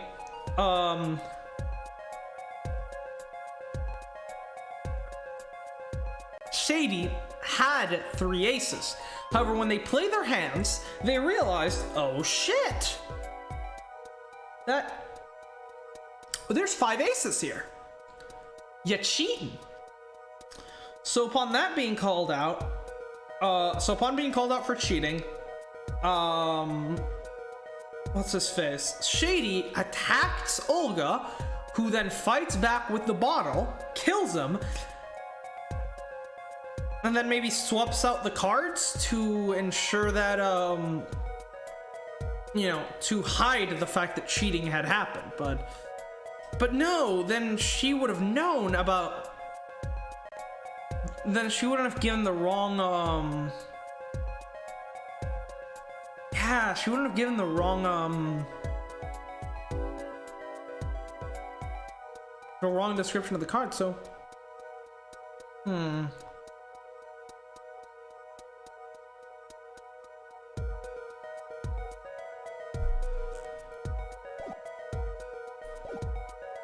Obviously, during the murder is ridiculous because during the murder, you're not going to be swapping cards. You're going to be busy murdering people. So, it could have been done before the murder and she was trying to cheat but failed, or it could have been done after the murder, in which case she succeeded at cheating but failed at hiding it. So,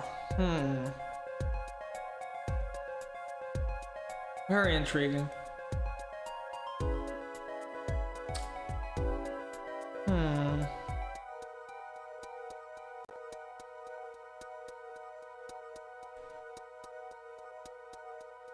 My gut instincts are just telling me before the murder, so I guess I'm going to have to go with that one. Well, it must have happened before the murder. You mean during the game? I wonder. How? Why? Hank, when you're playing poker, which side of the card faces your opponent? The back. Not something the poker head of courtroom 3 would be likely to miss. Sorry, let me think about this more. Well, yeah, but I'm saying yes. Wright saw the differently colored card, and that's when he called out Shady for cheating, but okay, I guess that's not it, even though it does make sense. Perhaps it happened after the murder. What's that? Ridiculous. What's the point of cheating after the hands have been shown? That's silly. Yes, but tell me. How do you swap cards during the game? I'll take silly over impossible.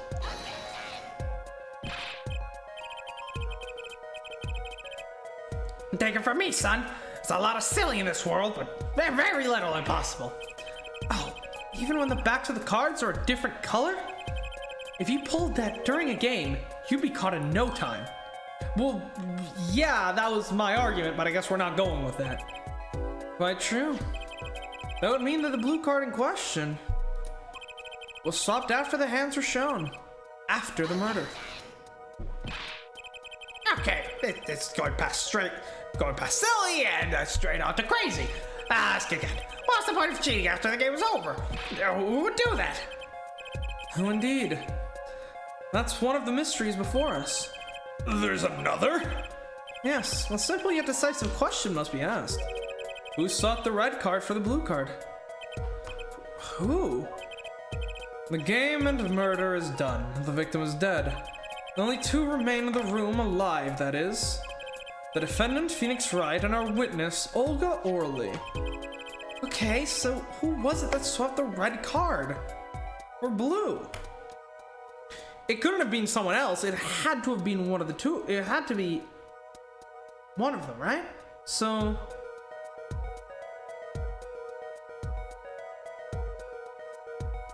But it couldn't have been Olga because she didn't know about the swap. She legitimately thought there were 3 aces. Wait, no.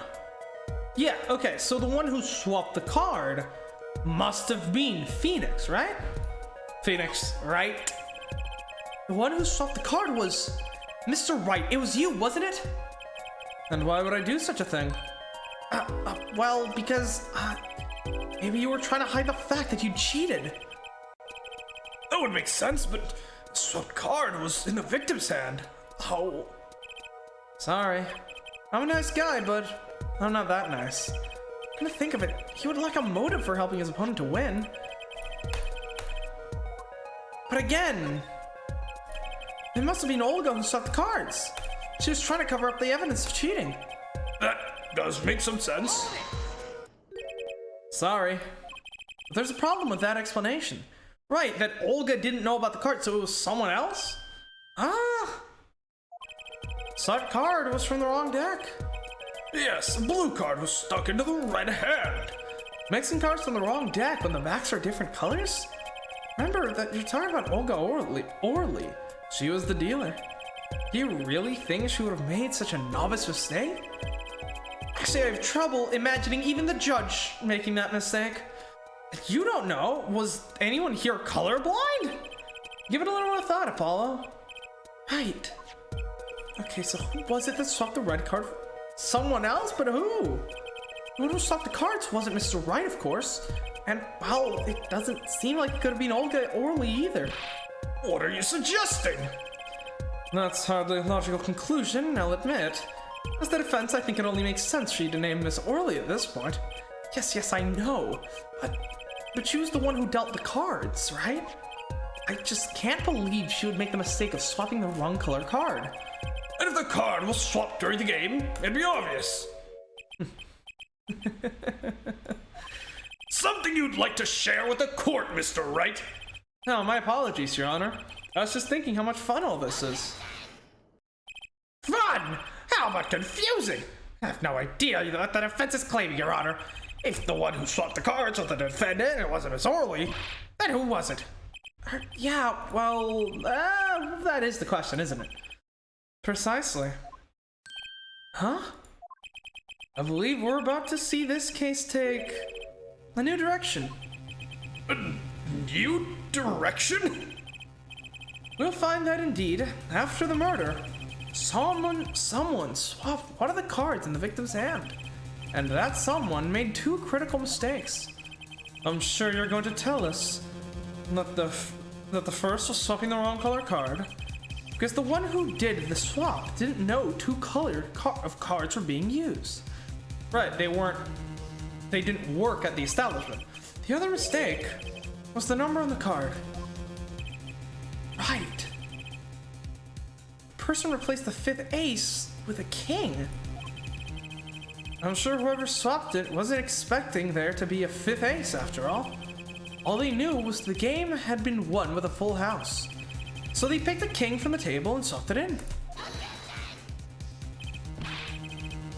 Why is Phoenix trying to act like in the know-it-all Shining Glasses anime bro tag? Hey, he hasn't been in the courtroom for a while now. He's having his moment of fun. Let him have it. But there's one problem. According to our case record, this person doesn't exist. True. Not until now, but you have to admit the possibility of a 4th person. But it's more than a possibility. There was someone else there that night at the scene of the crime. What? Ridiculous. I believe the judge spoke truthfully earlier. You do make trials ridiculous, Mr. Wright. He does. Trial has proceeded on one central assumption. Namely, at the time of the incident, there were only 3 people in that room. I believe this new evidence, shall we say, overturns that assumption? The problem is that you chose to conceal this information from the court. But he has the right to refuse to testify, though, so you can't hold it against him. He only needs some glasses to adjust, and there you go. He'll borrow Edgeworth's. I suppose that is a problem, yes. Court is adjourned for a brief recess. Finally. Mr. Gavin, I'll see you in my chambers during this recess. Certainly, Your Honor. Very well, the trial will resume in 20 minutes.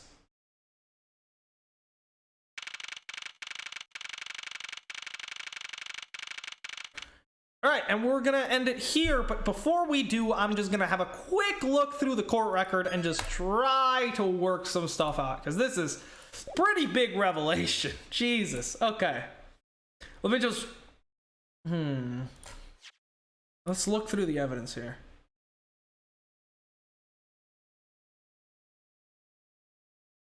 Elbow to the forehead received in a preliminary hearing. One received a sub-main side of the bowl club. Touch check button for details. Looking for any evidence of who could have swapped the cards. It's likely someone we already know.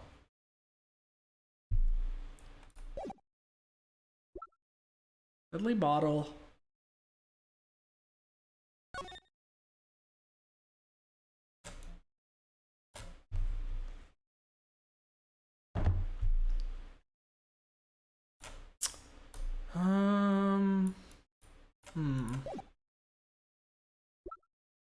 It's cell phone.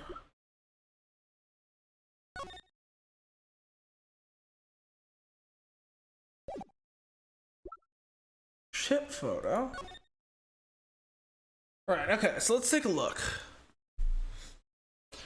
So someone showed up after the crime had already taken place and swapped out what are the aces on the table for a king?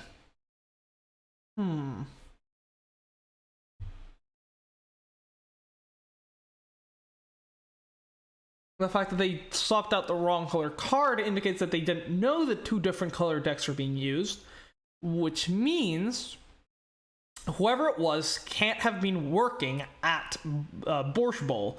So that discounts both Phoenix and Olga from the possibility. Second, whoever put the card up there put a king. So the way it turned out is Shady got a full house with 3 aces, beating Phoenix's house with 2 aces. As a result, Shady won the match. However, this was cheating. Someone wanted to cover up the fact that Shady was cheating, so they swapped out the cards. But in doing so, they accidentally also created another situation where Shady was winning, so it still worked out the same way. So someone must have been trying to hide the fact that Shady was cheating for some reason. It's also very interesting that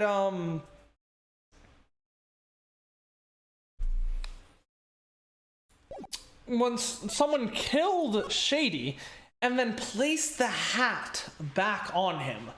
That is interesting. Like, why would you place the hat? I mean, were you trying to conceal the method of murder? They just take the hat off, so I don't know.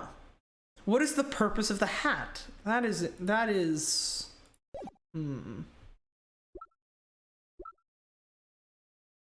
cell phone.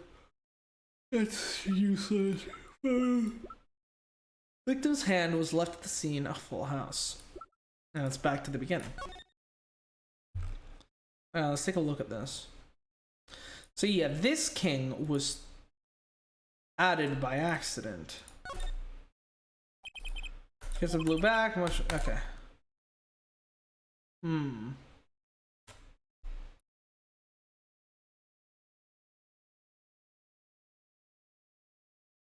He just threw the ace away, and of course he wasn't looking at, he never saw the backs of the cards because the cards were down on the table. He just took a king, slid it in there, but he never saw the fact that the cards were the wrong color because he never saw the backs of the cards. So that makes sense. But it had to have been someone who didn't know. And the only information they had was the fact, full house, can I cover that up? Shit. So, let's take a look at our profiles and see who it could be. Olga Orly. No, she knows about the 2 different colored cards, so it couldn't have been her. Winston Payne. I don't think he has the physical strength to kill someone with a bottle. Shady, again, is fucking dead, so unless this is some like elaborate shit, like I'm talking like fucking what was that one case? Recipe for Turnabout. Once again, keep referencing that one. How the murder was actually faked to, like, you know, forge to, you know, get a fake witness testimony when she saw fake murder, and then but the murder then happened for realsies. So okay, that's a possibility, I guess.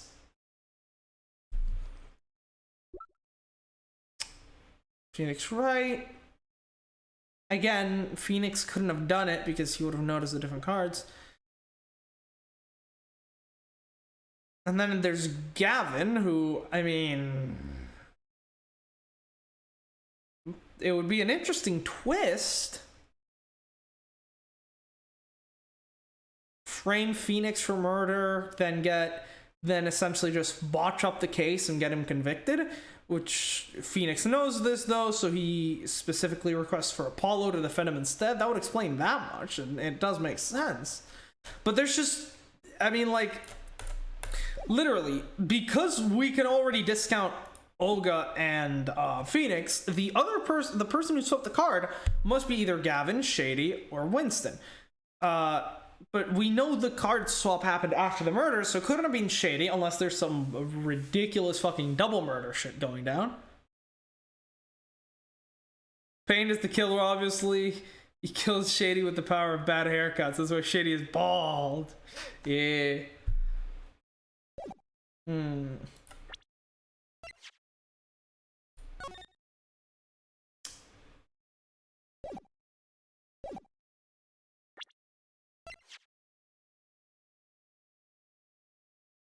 So that literally only leaves, like, Gavin and Payne as possible suspects. The problem, and literally, it's not going to be Payne because he's fucking useless at everything he does. That literally only leaves Gavin to be a possible suspect. But the thing is, why even convict Phoenix? So that he wouldn't go to jail. It just makes sense. I mean, like, it works out. The problem is there's just no evidence actually pinning him to the crime, nor any motive. There needs to be, we need some kind of, there's no connection between him and Shady, so.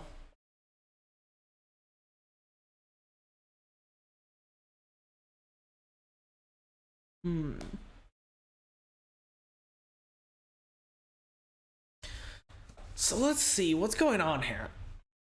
Shady comes in, asks to play a game of poker with Wright, and he asks Olga to deal the cards, right?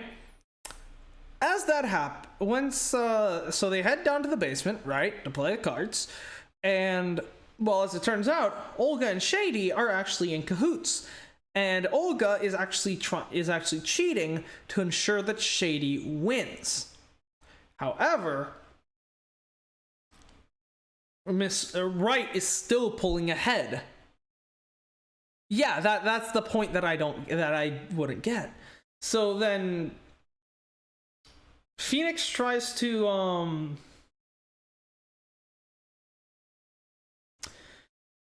So Phoenix still manages to have, like, to be on the lead despite the fact that Shady is cheating, until eventually he gets a full house with 2 aces, so he goes all in thinking he's won the game.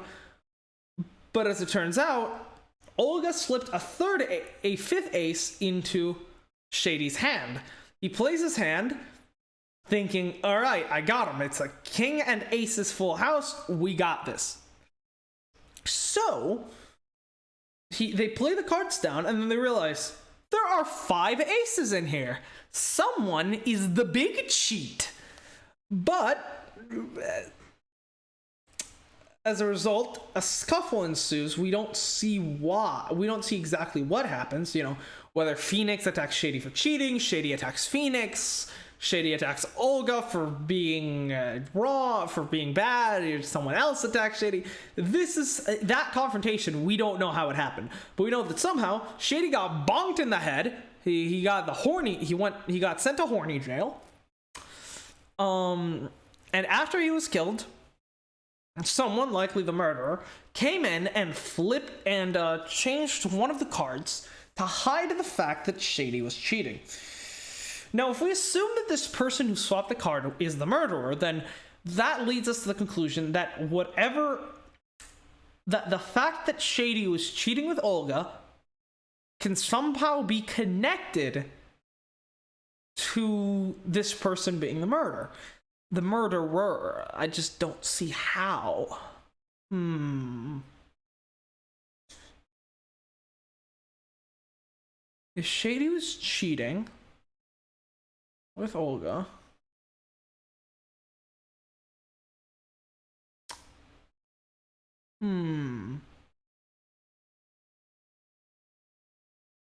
but no, it's entirely realistic. If Shady was cheating with Olga and his cheating got exposed, then it makes sense that he'd get angry at and attack Olga, who would then hit him with the bottle. So that actually presents a pretty good situation to frame Olga for murder. So perhaps there was a deeper motive. If Shady wasn't no.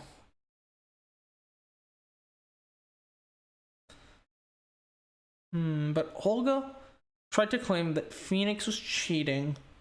She didn't know, but that would incriminate Phoenix, but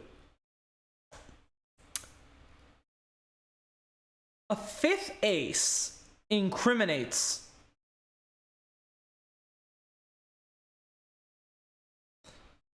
that is what it would seem. The problem is, right, that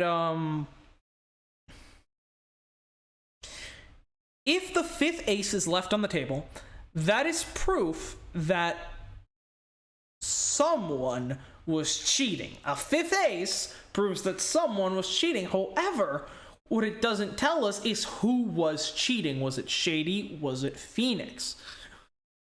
Whoever wasn't cheating, like, then either the person who wasn't cheating attacked the person who was, or the person who was cheating got angry at being discovered and attacked either the person who was cheating or Olga, who was helping them cheat, for being stupid. This could have been, again, so far this situation could have been either Phoenix or Shady. However, we know for a fact that Shady was the one cheating. So when the cheating gets revealed, either Phoenix attacks Shady, or Shady attacks Phoenix, or Shady attacks Olga. That is the only three possibilities that go on there, right? So why would someone want to hide the cheating, right? I mean, Olga was claiming that Phoenix was the one cheating, and that's why he attacked Shady. If someone just wanted to get away with murder, they could just go along with that. So why hide the cheating by removing one of the aces from the table? That's, you know, that's like the big question. If there's no cheating,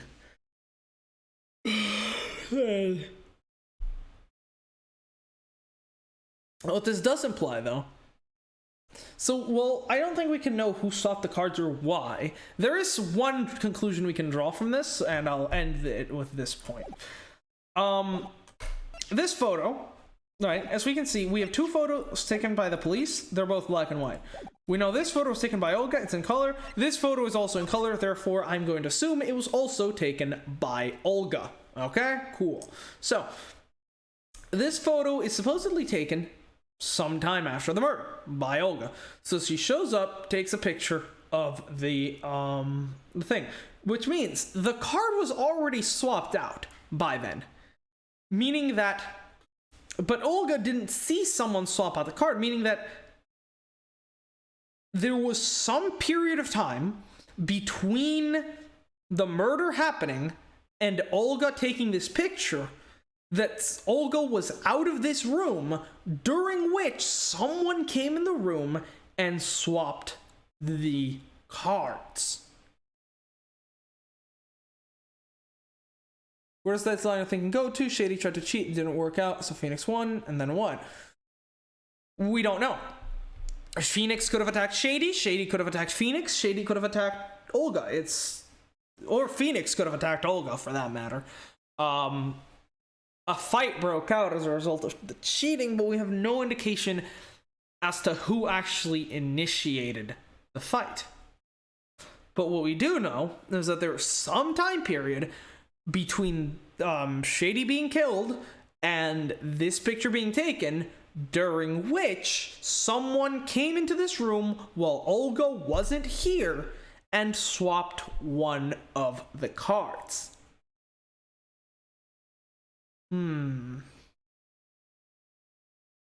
Alright, I don't think I have enough information to make any kind of, like, conclusions, but I'll have to think more on it. But yeah, I'm just, think we're gonna end up leaving this here. Let me head back out to the, title screen. Yeah, this was the first episode of Ace Attorney, Apollo Justice Ace Attorney. Oh man, I'm enjoying this. A really strong start. You know, usually the first cases in these games are not that like, they're pretty straightforward, right? But no, this one is legitimately, like, easily the best first case we've had in any Ace Attorney game. So I'm very, very excited to see how it progresses. Yeah, of course, Firewall. I love doing this. So yeah, I'll have to see about my schedule. I might be able to stream tomorrow. I am not 100% sure. If I can, it will be earlier because I've got a thing in the afternoon. So depending on how it goes, I might be able to like stream it like from like 12 to 4 maybe. But yeah, this will either continue tomorrow or, well, I'm gonna be busy on Christmas and Christmas Eve. So either tomorrow or maybe like the 26th, 27th, sometime around then. You know, expect, you know, if there's no stream tomorrow, then it's gonna likely be sometime after Christmas passes. Yeah, what's up?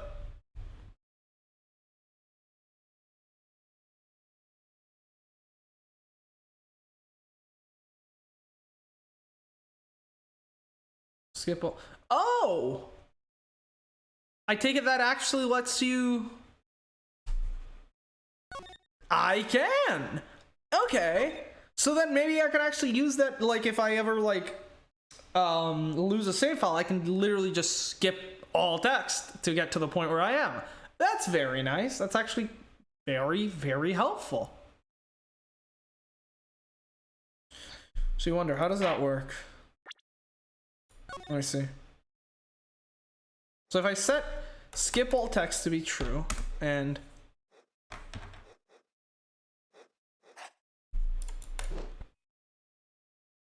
oh.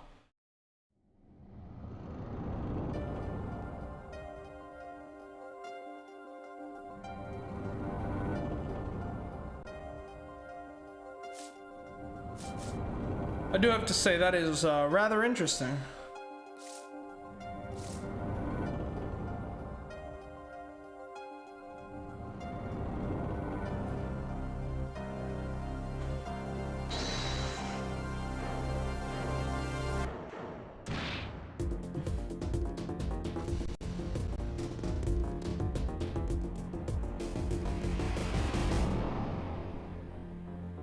No, I turned it on. I turned it on.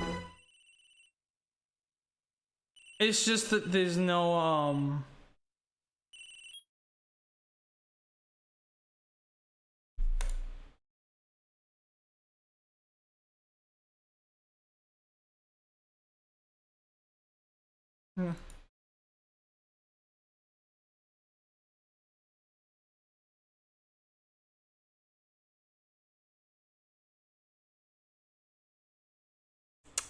Okay, well that's an interesting intro sequence. Some stuff there that I didn't pick up on. Give me a second. But